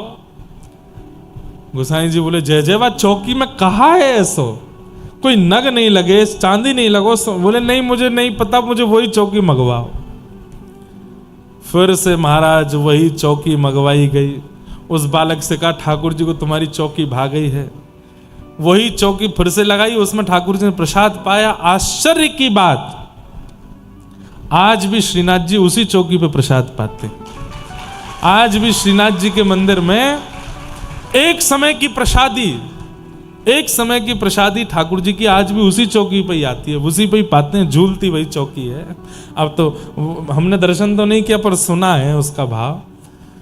आज भी उसी चौकी पे पाते हैं ठाकुर जी। कितने प्रेमी हैं ठाकुर जी, कैसा प्रेम है उनके चित्त में। तो वो भक्त ठाकुर जी को लेकर के उड़ीसा गया, रास्ता भर प्रसाद बनाता गया, छम छम आवाज आती थी। जैसे ही उड़ीसा पहुंचे तो नूपुरों की आवाज आनी बंद हुई। उसने पीछे मुड़ के देखा तो ठाकुर जी वहीं स्थिर हो गए। बोले हमने मना किया था मत देखो। बोले आवाज ही नहीं आ रही नूपुर की। ठाकुर जी बोले समुद्री रेत घुस गई है नूपुरों में, इसलिए नहीं आ रही आवाज। बोले जय जय, महीना भर चल के आए हो, 8-8 बार भोजन प्रसाद पाते हुए आए हो, थोड़ी दूर मेरा गांव बचा है, चल दो ना नेक। ठाकुर जी बोले हमने कहा था कि हम स्थिर हो जाएंगे, हमको देखोगे तो, अब हम इससे आगे नहीं जाएंगे। और ठाकुर जी इसी अवस्था में स्थिर हो गए। उसने कहा अब क्या करें। बोले तो हम इतनी दूर से चल के तेरे गांव तक आ गए, अभी 2-4 किलोमीटर तेरे गांव वाले नहीं आ सकते यहाँ पे, बुला ला उनको। गांव में गया, पंचों से जाके हल्ला मचा दिया। बोले कि मैंने कहा था, तीसरे जिस व्यक्ति ने बात सुनी वो आ गए हैं, चलो। बोले तीसरा व्यक्ति तो तूने गोपाल जी बताया। तो बोले हाँ, तो गोपाल जी आ गए। गांव के लोग आश्चर्यचकित हो गए, दौड़ करके जाके देखा, आहा त्रिभंग ललित श्याम सुंदर खड़े हैं। और खड़े होकर के एक क्षण के लिए आकाशवाणी जैसे करके ठाकुर जी ने बता दिया, मेरे सामने इन वयोवृद्ध ने कहा था कि अपनी पुत्री का ब्याह इससे करेंगे, मैं इसकी साक्षी देता हूं। बताओ, मतलब अगर ठाकुर जी साक्षी नहीं देने जाते तो क्या तीनों लोग लुट जाते ना? इतनी सी बात थी, उसकी साक्षी देने वृंदावन से गए वहां तक, और फिर तब से ठाकुर जी वहीं विराजमान हो गए। उनका नाम हो गया साक्षी गोपाल। आज भी जगन्नाथपुरी और भुवनेश्वर के बीच रास्ते में साक्षी गोपाल भगवान विराज रहे हैं। ऐसा कहते हैं कि महाप्रभु जगन्नाथ जी का दर्शन करके लौटते समय उनका दर्शन नहीं किया तो आपकी यात्रा अधूरी रहती। वही साक्षी, आप जैसी मृत्यु के बाद यमलोक जाएंगे और वहां जाकर के कहेंगे, मैं बद्रीनाथ गया हूं, मैं द्वारिका गया हूं, मैं श्रीरंगम गया हूं, मैं वृंदावन गया हूं, मैं गोवर्धन गया हूं, ये गया हूं, वहां गया हूं, जगन्नाथपुरी गया हूं, तो यमराज कहेंगे साक्षी कहां है? हमको कैसे पता? अब जैसे पासपोर्ट होता है ना, आप जिस देश में जाते हैं वहां की मोहर लगती है, तो आपका पासपोर्ट इस बात की गवाही देता है कि आप इस देश में इन दिनों में जा चुके हो। भगवान ना करे कोई केस कर दे आप पे, उस दिन इसने मेरी दुकान पे आग लगाई, आपने कहे भाई इन दिनों तो मैं विदेश में था, कैसे बताओगे? बोले लोगों मोहर लगी है, इस डेट को मैं भारत से चला गया था। ठीक वैसे ही यमराज कहते हैं कि मोहर कहां है? तुरंत आप आंख बंद करके साक्षी गोपाल भगवान के अगर दर्शन किए होंगे तो उनका स्मरण कर लेना, हे साक्षी गोपाल भगवान आइए बता दीजिए। तब साक्षी गोपाल भगवान आते हैं, पूरा खर्रा बताते हैं। बचपन में पिताजी के साथ वहां गया था, मौसी के साथ वहां, बुआ के साथ वहां, इतने गंगा स्नान, इतना ये, इतना वो, इतना ये सब इसने किया, इतना मिला करके इतनी यात्राएं इसने जीवन में की। ऐसे गोपाल जी। पर मुझे ऐसा लगता है साक्षी गोपाल भगवान भी देखते होंगे, भजनानंदी की साक्षी देने जाते होंगे, एरे गेरे इनकी नहीं देते होंगे। एरे गेरे कौन है? जो ट्रिप करने जाते हैं, यात्रा करने नहीं, ट्रिप करने जाते हैं कई। वो ट्रिप कैसी करते हैं? वो धाम में जाकर के भी व्यसन ही करते हैं, बस धाम नाम के मात्रा, नाम भाव से गए, वहां गए, पर वहां जाकर के भी शुद्धता, पवित्रता, इन सब का ध्यान नहीं रखा। ऐसे लोगों की साक्षी ठाकुर जी नहीं देते, भजन के भाव वालों की साक्षी। तो ये बात मैं क्यों बता रहा था? भगवान सत्य हैं, वो सब जानते हैं। ठाकुर जी का दूसरा स्वरूप है चैतन्य। वो जड़ नहीं है, वो मूर्ति नहीं है, पाषाण नहीं है, फोटो नहीं है, वो साक्षात चैतन्य है। ठाकुर जी चैतन्य हैं, ठाकुर जी आनंद हैं। अभी आयो आनंद? जोर से बताओ, आयो? तो बस यही श्री ठाकुर जी हैं। आपको पता है श्री नामदेव जी जब कीर्तन करते थे और कीर्तन में ऐसी उछल उछल के जब लोग नृत्य करते थे, अचानक से कस्तूरी की सुगंध आने लगती थी, और क्या देखते थे कि साक्षात पांडुरंग श्री विट्ठल भगवान भी आके उनके साथ नृत्य करने लगते थे। ये आनंद ही कृष्ण को प्रकट करता है, ये उत्साह ही श्री कृष्ण की प्राप्ति कराता है। बस ये उत्साह बनाए रखिएगा। नैमिषारण्य क्षेत्र में 88,000 सौनकादि ऋषि बैठे हैं। सूत जी महाराज से पूछ रहे हैं कि मानव कल्याण कलयुग में कैसे हो, उसका कोई उपाय बताइए। बहुत ध्यान से सुनिए। श्रेयसाम यत् भवेत् श्रेयः पावनानां च पावनं कृष्ण प्राप्तिकरं शश्वत् साधनम तद्वदाधुना। बहुत ध्यान से सुनिए। इस कलिकाल में ठाकुर जी कैसे मिलेंगे?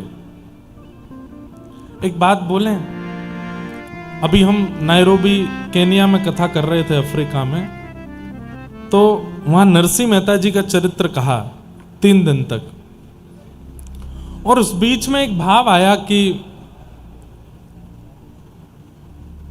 चैतन्य महाप्रभु कहते हैं कि भैया कलयुग की बहुत निंदा मत किया करो। इधर देखिए सब लोग ध्यान से सुनो। हम जानते हैं कि कलयुग में पाप बहुत ज्यादा है, पर फिर भी कलयुग की निंदा मत करो। क्यों? सतयुग त्रेता द्वापर के भक्तों की यदि मैं बात करने लगूं तो 1000 वर्ष, 100 वर्ष, 50 वर्ष, 5 वर्ष, और सबसे कम अवधि में यदि किसी को मिले तो 5 महीने में ध्रुव जी को, और सबसे ज्यादा तो 5-5 हजार साल तक लोगों ने तपस्या की, तब जाके ठाकुर जी का दर्शन होता। पर आपको पता है कलयुग में सबसे कम समय में ठाकुर जी किसको मिले? श्री नामदेव जी महाराज को मिले 3 दिन में।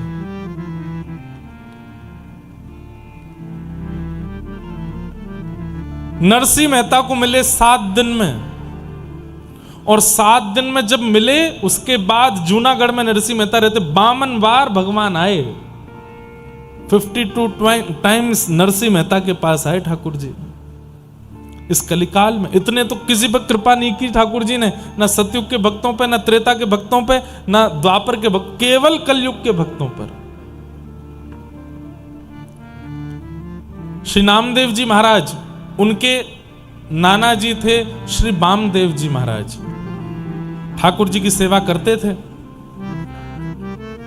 वामदेव जी चले गए तीर्थ यात्रा पर, और नामदेव जी से कह के गए मैं 3-4 दिन के लिए जा रहा हूं, ठाकुर जी की सेवा करना। बोले सेवा में क्या करना? बोले और कुछ तो तुम कर नहीं पाओगे, छोटे बालक हो, श्रृंगार आदि तुमसे हो नहीं पाएगा, बस प्रसादी रसोई में बने थाल में सजा के ठाकुर जी को भोग लगाना। और जाते जाते कह गए बिना भोग लगाए प्रसाद मत पाना। नामदेव जी महाराज बोले ठीक है। सुबह सुबह दूध का भोग लेकर के ठाकुर जी, दूध लड्डू का भोग लेकर के गए, ठाकुर जी के सामने पधरा दिया। बोले जय जय, दूध फेंट के लाया हूं, बढ़िया लड्डू है, पा लीजिए। नहीं पाया ठाकुर जी ने। 1 घंटा, 2 घंटा, 4 घंटे हो गए। बार बार नामदेव जी कहें जय जय पा क्यों नहीं रहे हो?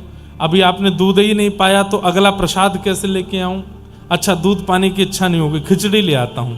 खिचड़ी ले आए, नहीं पाई ठाकुर। अच्छा आपको कुछ और पाना होगा, पूरन पोली बनवा के ले आए, पूड़ी दाल साग भाजी बनवा करके ले आए। ठाकुर जी नहीं पावे। हम आपकी तरह थोड़े ही थे कि बस पर्दा लगा के संतुष्ट हो जाते हैं, हम तो कि पा लिया ठाकुर जी ने। नामदेव जी को तो तक खाओ, थाली साफ चाहिए। नहीं पाया ठाकुर जी ने। 1 दिन 2 दिन बीत गए। नामदेव जी बेचारे रोने लगे। बोले मैं छोटा सा बालक हूं, मुझ पर दया नहीं आती आपको? नाना जी कह के गए जब तक आप नहीं पाओगे तब तक मैं नहीं पा सकता। अरे आपको भूख नहीं है तो मत खाओ, पर मेरे को पवाने के लिए तो खा लीजिए कि मैं पालूं। इतने में ठाकुर जी प्रकट हो गए, और प्रकट होकर के नामदेव से बोले इतनी जल्दी थोड़ी आता हूं मैं, थोड़ा तो तपस्या करनी चाहिए, थोड़ा तो भजन करना चाहिए। ये क्या तुमने 2 दिन में बुला लिया? बोले कि मुझे आपके दर्शन की अभिलाषा तो थी, पर उससे ज्यादा मुझे भूख लगी थी, पालो पहले। ठाकुर जी पा लिए। ठाकुर जी प्रेम से पाए। अब नामदेव जी बोले देखो अब आप मेरी बात मानिए। बोले क्या? आप आते हो ये बात तो सिद्ध हो गई, आप प्रकट होते हो, तो फिर इतना नाटक नहीं करना। जब जब थाली लाऊं प्रकट होके पा लिया करना, मैं तभी पाऊंगा नहीं तो। ठाकुर जी बोले बड़ी अच्छी जबरदस्ती तुम्हारी। बोले हाँ है, प्रकट होना पड़ेगा। तो ठाकुर जी 3 दिन में ही प्रकट हो गए और प्रेम से पाया। 4थे दिन उनके नाना जी वामदेव जी आ गए। बंधुओं, ठाकुर जी का स्वरूप बता देता है कि सेवक कैसी सेवा करता है। कई लोगों के ठाकुर जी देख के लगता है कि ठाकुर जी बस बोलने वाले हैं, तो समझो सेवा अच्छे से होती है। और कई जगह तो बस ऐसा लगता है कि ठाकुर जी बस दिन गिन रहे हैं कि जल्दी जल्दी कोई और ये पधारे, दूसरों सेवक आवे, मेरी सेवा अच्छे से तो भी होगी। सेवा खूब भाव से किया करो बंधुओं। आपका सौभाग्य है कि आपको ठाकुर जी ने यशोदा बनने का सौभाग्य दिया, आपको ठाकुर जी ने नंद बाबा बनने का सौभाग्य दिया। आपके यहाँ लाला बन के आए हैं तो वैसी सेवा करो जैसी लाला की होनी चाहिए। थाट में कोई कमी मत छोड़ा करो। अपने लिए रोटी नहीं बन पा रही, ठीक है, ठाकुर जी को बढ़िया पवाओ। ठाकुर जी का इतना ध्यान रखो कि ठाकुर जी आपसे प्रसन्न रहें। वामदेव जी आ गए, आकर के बोले अच्छा ठाकुर जी तो बड़े प्रसन्न लग रहे हैं, बढ़िया प्रेम से भोग आदि पवाए। बोले हाँ, अच्छा जाओ रसोई घर से थाली ले आओ, ठाकुर जी का भोग लगा देते हैं। नामदेव जी थाली लेकर के आए तो नाना वामदेव जी ने कहा लाओ मुझे दो, मैं लगाता हूँ। बोले हाँ लगाओ। धर दिया सामने और सामने लगा, पर्दा किया, मंत्र आदि बोले, थोड़ा आचमन आदि कराया, घंटी बजाई, पर्दा हटा दिया, उठा ली थाली। नामदेव जी बोले नाना जी ये क्या किया? बोले भोग लगाया। बोले खाया तो कुछ भी नहीं। बोले ऐसे ही भोग लगता है? बोले मैंने तो ऐसे नहीं लगाया था। बोले तो तुम कैसे? बोले हमारी तो थाली भीतर जाती बिल्कुल साफ होके बाहर आती, सब पाते ठाकुर जी। तो नाना जी हंसने लगे, बोले सब जानता हूं, भोग लगाने के चक्कर में चुपचाप खुद ही खा जाता होगा बैठ के। अरे नहीं, ठाकुर जी पाते थे। अच्छा चल ले, अब तू लेके जा थाली, साफ करवा के ला। ठाकुर जी के सामने धर दिया। आ जाओ ठाकुर जी, आ जाओ आ जाओ, खूब बुलाया, ठाकुर जी नहीं आए। बोले मैं अकेला था तो आ गए थे, उससे मिला क्या? कुछ भी नहीं, आप खा पी के चले गए। अब इनको कैसे विश्वास होगा कि आप आए थे? इनके सामने आओ ना। ठाकुर जी नहीं आए। पीछे खड़े खड़े नाना जी हंस रहे थे। नामदेव जी को बड़ी पीड़ा होने लगी, छुरी उठा ली हाथ में और गले पर रख ली अपने। बोले या तो प्रकट हो जाओ, नहीं तो अभी अपना सर धड़ से अलग कर लूंगा, अभी काट के प्राण त्याग दूंगा। ठाकुर जी नाना जी के सामने प्रकट हो गए और प्रकट होके बोले बड़ा जिद्दी है भाई तू, तेरे लिए हम 3 दिन में आ गए, उससे संतुष्टि नहीं हुई, अब नाना जी को देखा। बोले इनको विश्वास ही नहीं होगा। पीछे देखा तो नाना जी तो मूर्छा में आ गए, आंखों से अश्रु बह रहे हैं। मेरा पूरा जीवन निकल गया, मेरी पूरी पीढ़ी निकल गई इनकी सेवा करते करते, कभी प्रकट नहीं हुए, 3 दिन में नामा तेने प्रकट कर दिए। तो ये कलयुग की विशेषता है। हम भले ही कलयुग में हजारों दोष मानते हैं, पर कलयुग की एक विशेषता है कि यहां ठाकुर जी बहुत जल्दी मिलते हैं। बस पुकारने वाला कोई नामदेव जैसा हो, पुकारने वाला कोई भक्तिमती मीराबाई जैसा हो, पुकारने वाला कोई नरसिंह मेहता जैसा हो।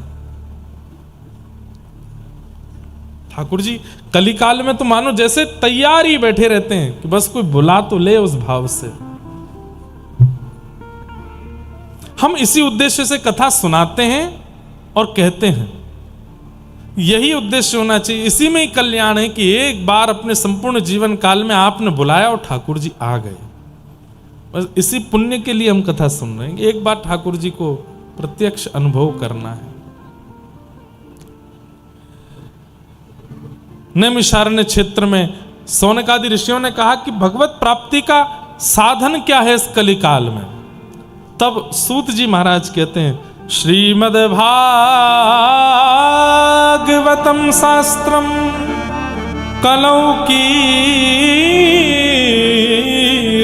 भाषितम एतस्माद् परम किंचे मनः शुद्ध्यै न विद्यते। श्रीमद् भागवत, इनका आश्रय यदि ले लिया जाए तो इस कलिकाल में भागवत का आश्रय लेने से, भागवत में बताए गए नियमों का पालन करने से भगवत प्राप्ति बड़ी सरल हो जाएगी। सौनकादि ऋषियों ने कहा, महाराज आप भागवत की इतनी महिमा बता रहे हैं, इस भागवत की कुछ विशेषता बताइए। बोले और क्या विशेषता बताऊं? सुराणाम अपनी दुर्लभा, देवताओं को भी जो दुर्लभ है वो भागवत की कथा है, जो हम मानवों को मिली है। देवता नहीं सुन सकते भागवत की कथा, क्यों? व्यस्त इतने हैं, ठाकुर जी ने उनको काम दे रखा है, उस काम से उनको छुट्टी मिलती नहीं तो कथा कैसे सुनेंगे? हम मानव ही सुन सकते हैं। जानवरों को भी दुर्लभ है, जानवर भी कथा नहीं सुन सकते। केवल और केवल मानव का अधिकार है कथा सुनने का। ऐसी भागवत की कथा जो देवताओं को भी दुर्लभ है। अरे श्री सुखदेव जी महाराज परीक्षित को कथा सुना रहे थे और उस समय देवता अमृत कलश लेकर के आए और ला करके बोले, परीक्षित तुम अमृत पान कर लो, तुमको 7 दिन में मरने का श्राप लगा, अमृत पीने से तुम अमर हो जाओगे। उसके बदले ये कथा जो सुखदेव जी सुना रहे हैं ये हमको सुनने दो। तो सुखदेव जी ने हंसी करके देवताओं से कहा, वस्तु का मोल बराबरी का होता है। अरे हीरे के बदले हीरा लिया जा सकता है, धन के बदले हीरा लिया जा सकता है, स्वर्ण के बदले हीरा लिया जा सकता है, चांदी की बहुमात्रा के बदले हीरा लिया जा सकता है, कांच के बदले हीरा नहीं लिया जाता।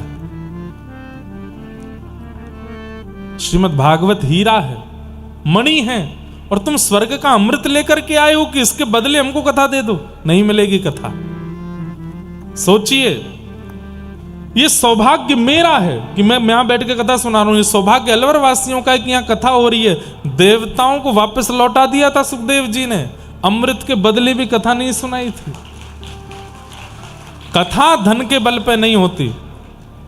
हजारों लोग आते हैं हमारे पास, धन के इतना लगा देंगे, इतना नहीं, धन से नहीं होती कथा, व्यवस्थाओं से नहीं होती कथा, पंडाल से नहीं होती कथा, कृपा से होती है कथा। जिस पर कृपा होगी उसके यहां कथा होगी।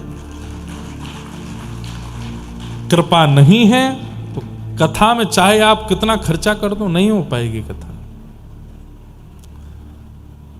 और कृपा के लिए हमारा योग्य होना बहुत जरूरी है। हम योग्य कैसे बने ये ठाकुर जी से पूछना चाहिए। तो देवताओं ने जाकर के प्रार्थना की और प्रार्थना करके सुखदेव जी से कहा, पर सुखदेव जी ने उनकी सहायता नहीं की। ऐसी भागवत की कथा ही है जो कलिकाल में भगवत प्राप्ति करा सकती। तब सौनकादि ऋषियों ने कहा, कृपा करके बताइए ये भागवत की कथा पहले किसने किसको सुनाई। तब कहा, ये सबसे पहले भागवत की कथा सनक सनंदन सनातन सनत कुमारों ने श्री नारद जी महाराज को सुनाई। तब प्रश्न हुआ, बोले नारद जी तो एक जगह स्थिर बैठते नहीं, फिर 7 दिन वो बैठ कैसे गए, कथा कैसे सुन ली उन्होंने। तब पूरा एक प्रसंग सुनाया गया कि एक बार की बात, नारद जी बद्रिक आश्रम गए और बद्रीनाथ में जाकर के सौनक आदि ऋषियों को उन्होंने बताया, पृथ्वी को हमने बहुत अच्छा समझा था, लेकिन यहां आकर के पता चला ये पृथ्वी बिल्कुल अच्छी नहीं है। क्या देखा आपने पृथ्वी पर आकर के? तब नारद जी बता रहे, मैंने पृथ्वी पर आकर के क्या देखा। बंधुओं, जैसे विदेश की खूब प्रशंसा करते हैं कई लोग, विदेश बहुत अच्छा है, वो देश बहुत अच्छा है, लेकिन जब आप स्वयं जाओगे ना तो आपको ऐसा लगेगा इतनी प्रशंसा खाक में करी, कुछ भी नहीं था। ऐसा होता है। ऐसे ही देवलोक में पृथ्वी की बड़ी प्रशंसा होती है। अरे वृंदावन धाम, जगन्नाथपुरी, द्वारिका, बद्रीनाथ, बड़े अच्छे अच्छे दिव्य धाम हैं वहां तो। लेकिन जैसे ही नारद जी पृथ्वी का दर्शन करने आए तो बड़े डिसअपॉइंट हुए और अपना डिसअपॉइंटमेंट उन्होंने यहां बताया। क्या देखा पृथ्वी पर?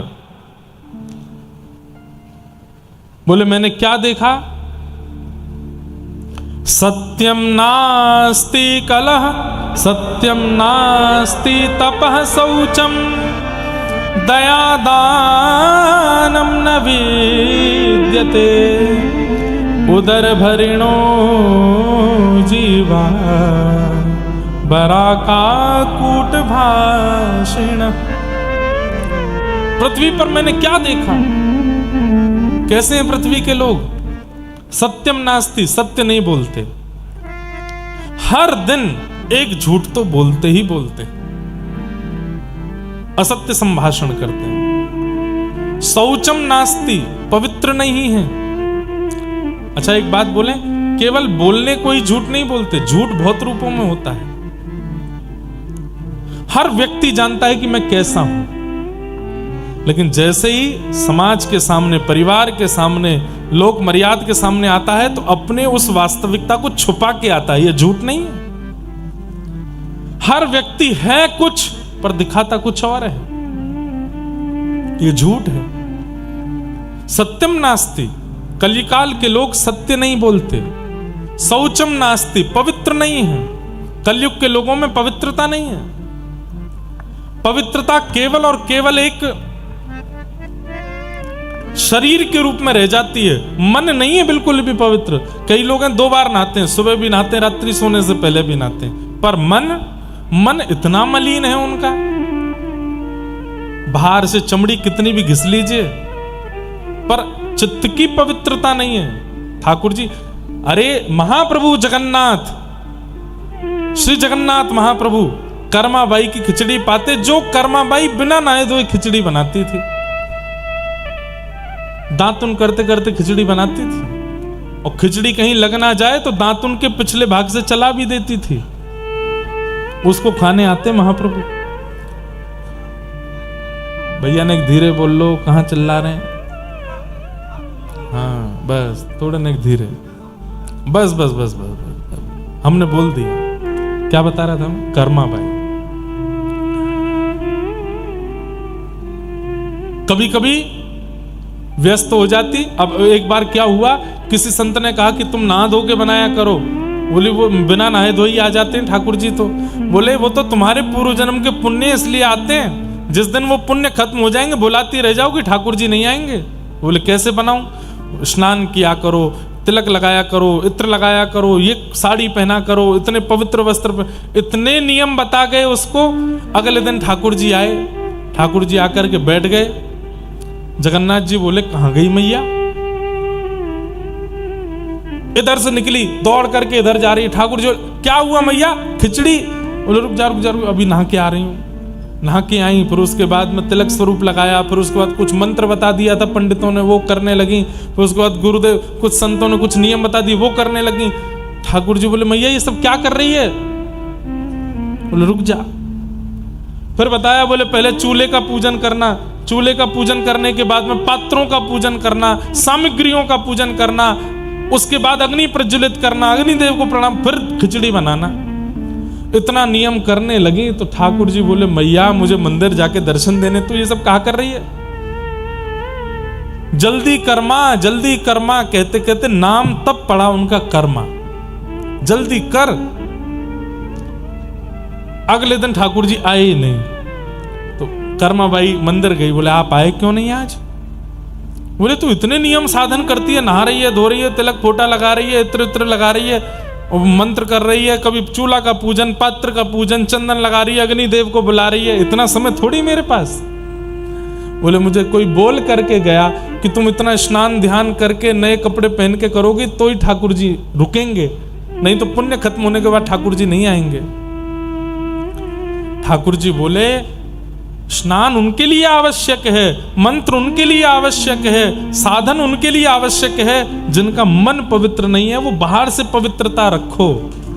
पर कर्मा तेरा तो मन पवित्र है, तू स्वभाव से पवित्र है, बुद्धि से पवित्र है, चित्त से पवित्र है, तेरी बाहर की काया की पवित्रता की मुझे कोई परवाह नहीं है। मुझे नहाने की जरूरत है, आपको नहाने की आवश्यकता है, हमें इतने पवित्र रहने की आवश्यकता क्योंकि हम पवित्र नहीं हैं। कर्मा तो पवित्र है, उसके लिए ठाकुर जी ने कोई नियम साधन नहीं। सत्यम नास्ति शौचम नास्ति, पवित्र नहीं है हम लोग। कितनी भी रुद्राक्ष पहन लें, कंठी माला पहन लें, शिखा रख लें, लेकिन मन में जो दूसरे के प्रति दूषितता है वो ठाकुर जी से दूर भगाती है, उसको पवित्र करो। अच्छा एक बात बताएं, मन की पवित्रता का कोई सूत्र बताओ। आपने पूछा, मैं बताऊं। सब में गुण देखो, खुद में दोष देखो, आपका मन पवित्र हो जाएगा। मन अपवित्र क्यों है? खुद में गुण और सब में दोष, ये अपवित्रता का कारण है। आज भी कथा सुनते सुनते भी हजारों में दोष देख लिया हमने, ये ऐसा है, ये वैसा है, ये वैसी है। हम बैठ गई कथा में आके, हमें सब पता है क्या क्या करते हैं ये लोग। दोष बहुत जल्दी देखते हैं हम लोग, इसीलिए मन कभी पवित्र हो ही नहीं पाता। आज से नियम बना लो, जिसको देखेंगे गुण देखेंगे, दोष नहीं देखेंगे। चाहे लाख दोष हैं उसमें भी गुण देखेंगे। आप देखेंगे 7 दिन बाद आप इतने हल्के हो जाओगे, इतनी पवित्रता आपको अनुभव होने लगेगी चित्त में, और उस पवित्रता के कारण आपके घर के ठाकुर जी की अनुभूतियां होने लगेंगी आपको, कि कुछ बोलते हैं, कुछ कहते हैं, कुछ करते हैं। आपकी अपवित्रता ठाकुर जी को मौन रखती है, और वो शरीर की शुद्धि से नहीं होगी, मन की शुद्धि से होगी। पवित्र करो। तो 3 सूत्र याद रखिएगा। तन पवित्र नहाने से नहीं, तन पवित्र सेवा किए। जितनी सेवा करोगे आप संतों की, महापुरुषों की, असहायों की, गरीबों की, उतना तन पवित्र होगा। तन पवित्र सेवा किए, मन पवित्र कर ध्यान। ध्यान से मन पवित्र होगा, नाम से मन पवित्र होगा। तन पवित्र सेवा किए, धन पवित्र कर दान, मन पवित्र हरि भजन सो होत त्रिविध कल्याण। मन की पवित्रता हरि भजन से और दूसरों में गुण देखने से होती है। हम दोष देखते देखते देखते देखते देखते देखते देखते अपने चित्त को ही मलिन कर लेते हैं और खुद को अच्छा समझते हैं। हम बहुत अच्छे हैं, इससे तो बढ़िया ही हैं, हमसे सब बढ़िया हैं, हम बिल्कुल बढ़िया नहीं है। ये बात मन में रखो, मन पवित्र हो जाएगा। सत्यम नास्ति शौचम नास्ति तपः नास्ति। तप नहीं करते हम लोग, भजन का केवल और केवल आडंबर करते हैं, भजन नहीं होता हमसे। तन पवित्र, मन पवित्र, धन पवित्र, सब पवित्र हो जाए भजन से, तो सत्यम नास्ति शौचम नास्ति तपः नास्ति। ये नारद जी देख रहे हैं पृथ्वी पर आकर के कैसे लोग हैं हम। दया दानम न विद्यते, हमारे अंदर दया दान की स्थिति नहीं है। और किस लिए जी रहे हैं? बोले उदर भरिणो जीवा, केवल और केवल खाने के लिए जी रहे हैं। भक्त का स्वभाव वो जीने के लिए खाता है और संसारी व्यक्ति का स्वभाव वो खाने के लिए ही जीता है, खाने के लिए ही जी रहा है कि मैं खा सकूं। नहीं, मंदा सुमंद मतयो मंद भाग्या युपद्रुता पाखंड निरता संतो विरक्ता सपरिग्रह तरुणी प्रभुता के हे शालको बुद्धिदायक कन्या विक्रयणो लोभात दंपति नाम च कलकनम आश्रमा यवने रुद्धा तीर्थ तीर्थानि सरितस्तथा देवताया देवताया तनान्यत्र दृष्टै नष्टानि भूरिशः। नारद जी ने इतना सब कुछ देखा। न योगी नैव सिद्धो वा न ज्ञानी सत्क्रियो नरः कली दामान लेनाद्य साधनम भस्मताम गतः। बहुत कुछ बताया यहां पर। उसमें एक बात कही गई, मंदास मंद मतयोः, मंद बुद्धि है हम लोगों की। कैसी मंद बुद्धि? आज भारत को सबसे ज्यादा सरकार को टैक्स कहां से मिलता है? मदिरा से। कहां से मिलता है? मदिरा से, तंबाकू से। इसी के कारण ये बंद नहीं हो रहे हैं। क्यों? इनसे सरकार को सबसे ज्यादा प्रॉफिट होता है, लोग सबसे ज्यादा खाते हैं। और ये मंद बुद्धि नहीं है तो क्या है? उस पर स्पष्ट लिखा है कि मुझे खाने से तुम मर सकते हो, फिर भी हम खा रहे हैं। यहां गुरुजनों ने कहा कि रोज सुबह सुबह ठाकुर जी का चरणामृत पिया करो। गुरु जी 5 साल बाद मिले, हाँ भाई हमने तुमको एक नियम बताया था, चरणामृत पिया करो। पीते हो? गुरु जी रह जाता है, क्या बताएं, कोई दूसरा नियम बताओ। गुरु जी ने कह दिया अच्छा ठीक है, 8 माला रोज किया करो, 16 माला रोज किया करो। 2-3 साल बाद गुरु जी फिर मिले, हाँ भाई करते हो? क्या बताएं गुरु जी, इतने व्यस्त हो जाते, नहीं हो पाती 16 माला। कुछ मत किया करो, कम से कम रोज 11 प्रणाम किया करो, ठाकुर जी के आगे 11 बार दंडवत किया करो। 2-2.5 साल बाद फिर गुरु जी मिले, बोले करते हो? क्या बताएं गुरु जी, हो ही नहीं पाता। और व्यसन के लिए कोई गुरु जी नहीं बोल के गए। नियमित रूप से गुटखा खाने वाले लोग सुबह उठते ही खाना है, भोजन के बाद फिर से खाना है, दोपहर की चाय के बाद खाना ही खाना है, रात्रि सोने से पहले एक पुड़िया तो खा ही लेते हैं। ये ताली बजाने वाली बात नहीं है, ये शोक मनाने वाली बात है। वहां इतने नियम छोटे छोटे गुरु ठाकुर जी के लिए बताए जाते, वो नहीं होते। और व्यसनी व्यक्ति, जितने भी व्यसनी हैं संसार में, तंबाकू के, गुटखा के, सुल्फा के, बीड़ी के, सिगरेट के, मदिरा के, उनको किसी ने नहीं बोला। नियमित रूप से पीते हैं, नियमित रूप से खाते हैं, कहीं छूट ना जाए। अरे तलब होती है उनको, तलब समझते हैं?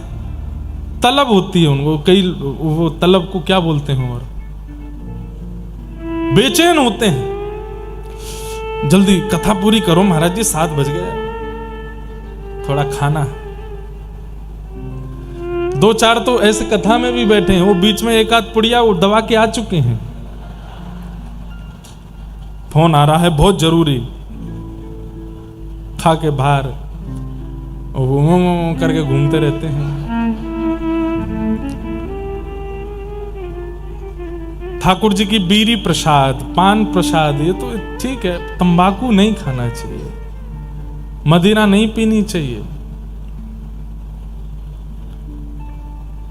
और फिर होता क्या है, एक बात बोलने बुरा नहीं मानिएगा, कान पकड़ के हम क्षमा पहले ही मांग लेते हैं। व्यक्ति का जब अंतिम समय आता है, व्यसनी व्यक्ति का, घर वालों को बताने में भी लज्जा होती है कि कैसे चले गए इनके प्राण। बढ़िया हंसते खेलते थे, क्या हो गया? घर वालों को झूठ बोलना पड़ता है, बुखार आ गया चले गए, लेकिन असलियत कौन बता? कैंसर हो गया था, गला पूरा खत्म हो गया था, लिवर फेल हो गए थे, किडनी जा, बताने में भी लज्जा आती है। परिवार समाज के लोग क्या कहेंगे बताओ, व्यसन करके मर गए। अरे व्यसन करना है, ठाकुर जी के नाम का व्यसन करो। व्यसन करना है, ठाकुर जी की कथा का व्यसन करो। व्यसन करना है ठाकुर जी की सेवा का। ये व्यसन क्यों नहीं होता हमसे?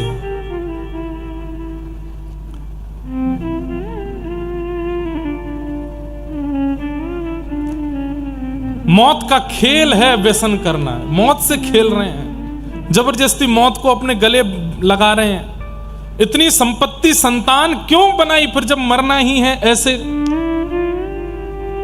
अरे एक बेचारे वो जवान हैं जो भारत की रक्षा के लिए प्राण त्यागते हैं, युवावस्था में अपने पत्नी बच्चे मां को छोड़ के चले जाते हैं, उनके लिए पूरा देश गौरव करता है कि देखो देश के लिए प्राण त्यागे। और देश के अंदर रह करके व्यसन उल्टे सीधे करके प्राण त्याग। जिस दिन सरकार को लगेगा कि अब टैक्स नहीं आ रहा है, लोगों ने खाना पीना बंद कर दिया, अपने आप ये सब बंद हो जाएगा, शुद्ध हो जाएगा सब कुछ। हम लोग खा रहे हैं इसलिए सरकार बंद नहीं करती उसको, व्यसन। और ये व्यसन बहुत बड़ी बाधा है ठाकुर जी से मिलने में। व्यसन मत करो, और किया है पूर्व में तो उसका कोई पाप नहीं लगेगा, आज ही छोड़ दीजिए, आज ही छोड़ दो। हम कह रहे हैं चाहे पूरी आत्मा सूख जाए, आत्मा निकल करके बोले मैं जा रही हूं तुझे छोड़ के, नहीं खाएगा तो बोले चली जा, नहीं खाऊंगा मैं, प्राण ले ले मेरे, लेकिन नहीं खाएंगे, नहीं पिएंगे। व्यसन त्यागी है। इस बात पर जोर की ताली बजनी चाहिए थी, वो बजाई नहीं। और व्यसनियों को सौगंध है अपने बगल वालों की, कल से कथा में आना ही है।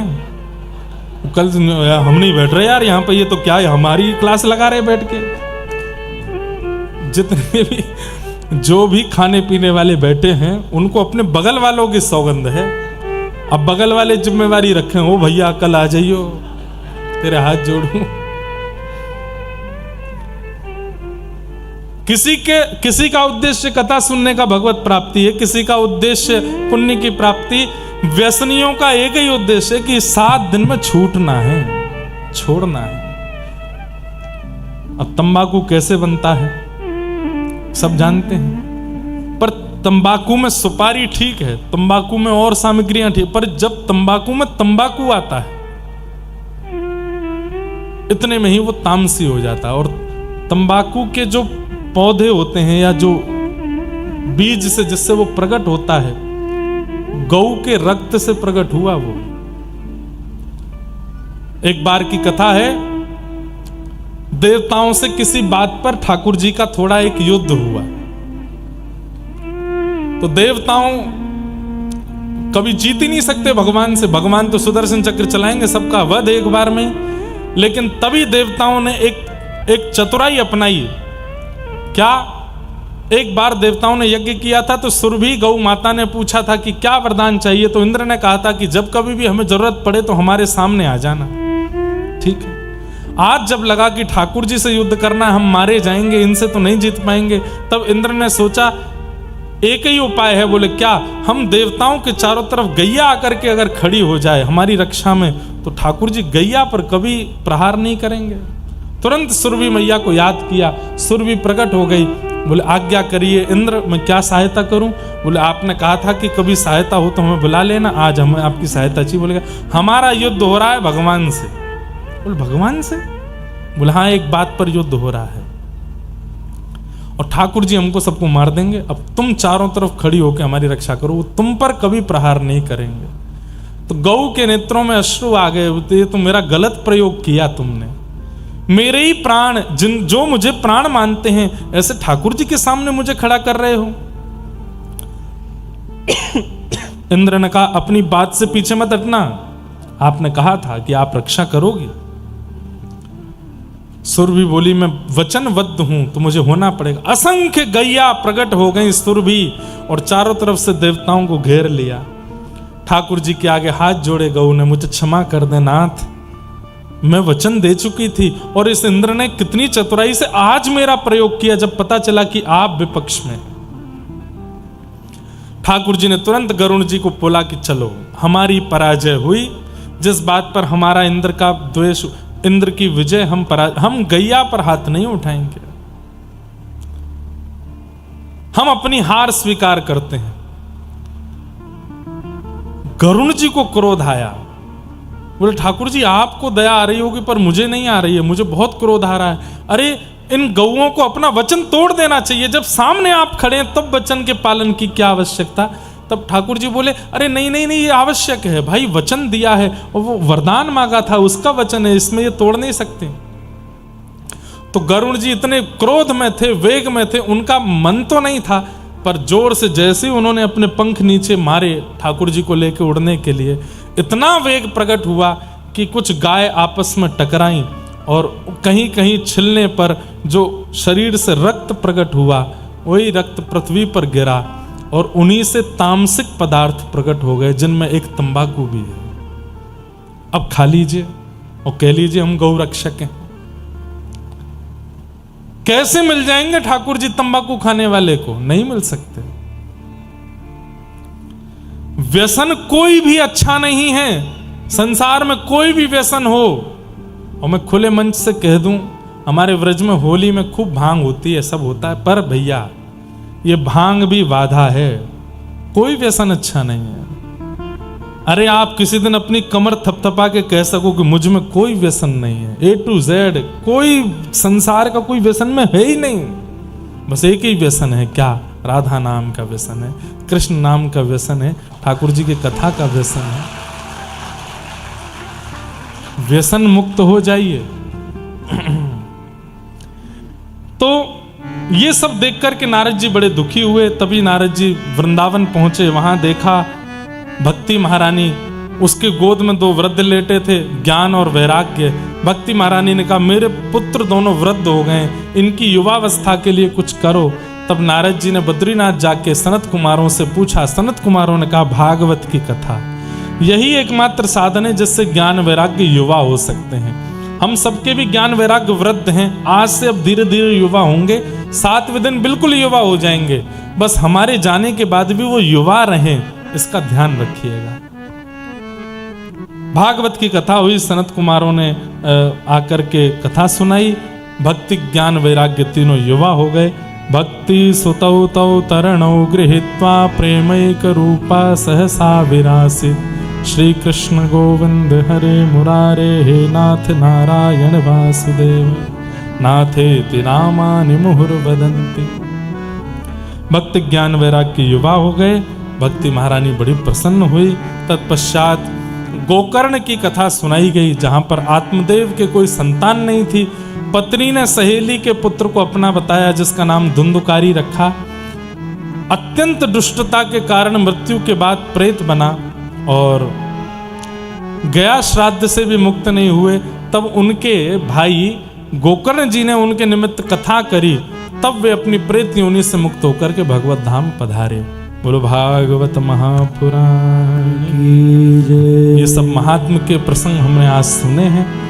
कल बंधुओं पुनः 2 बजे से यहाँ संकीर्तन होगा, आप सब लोग उपस्थित हो जाइएगा। और हमारा मन हुआ तो हम संकीर्तन के बीच में ही आ जाएंगे, थोड़ी देर हम भी संकीर्तन सुनेंगे, फिर कथा सुनाएंगे, ऐसा भाव रखेंगे। बाकी जैसी ठाकुर जी की इच्छा, हम वचनबद्ध नहीं हैं, लेकिन कथा को भाव से सुनाएंगे।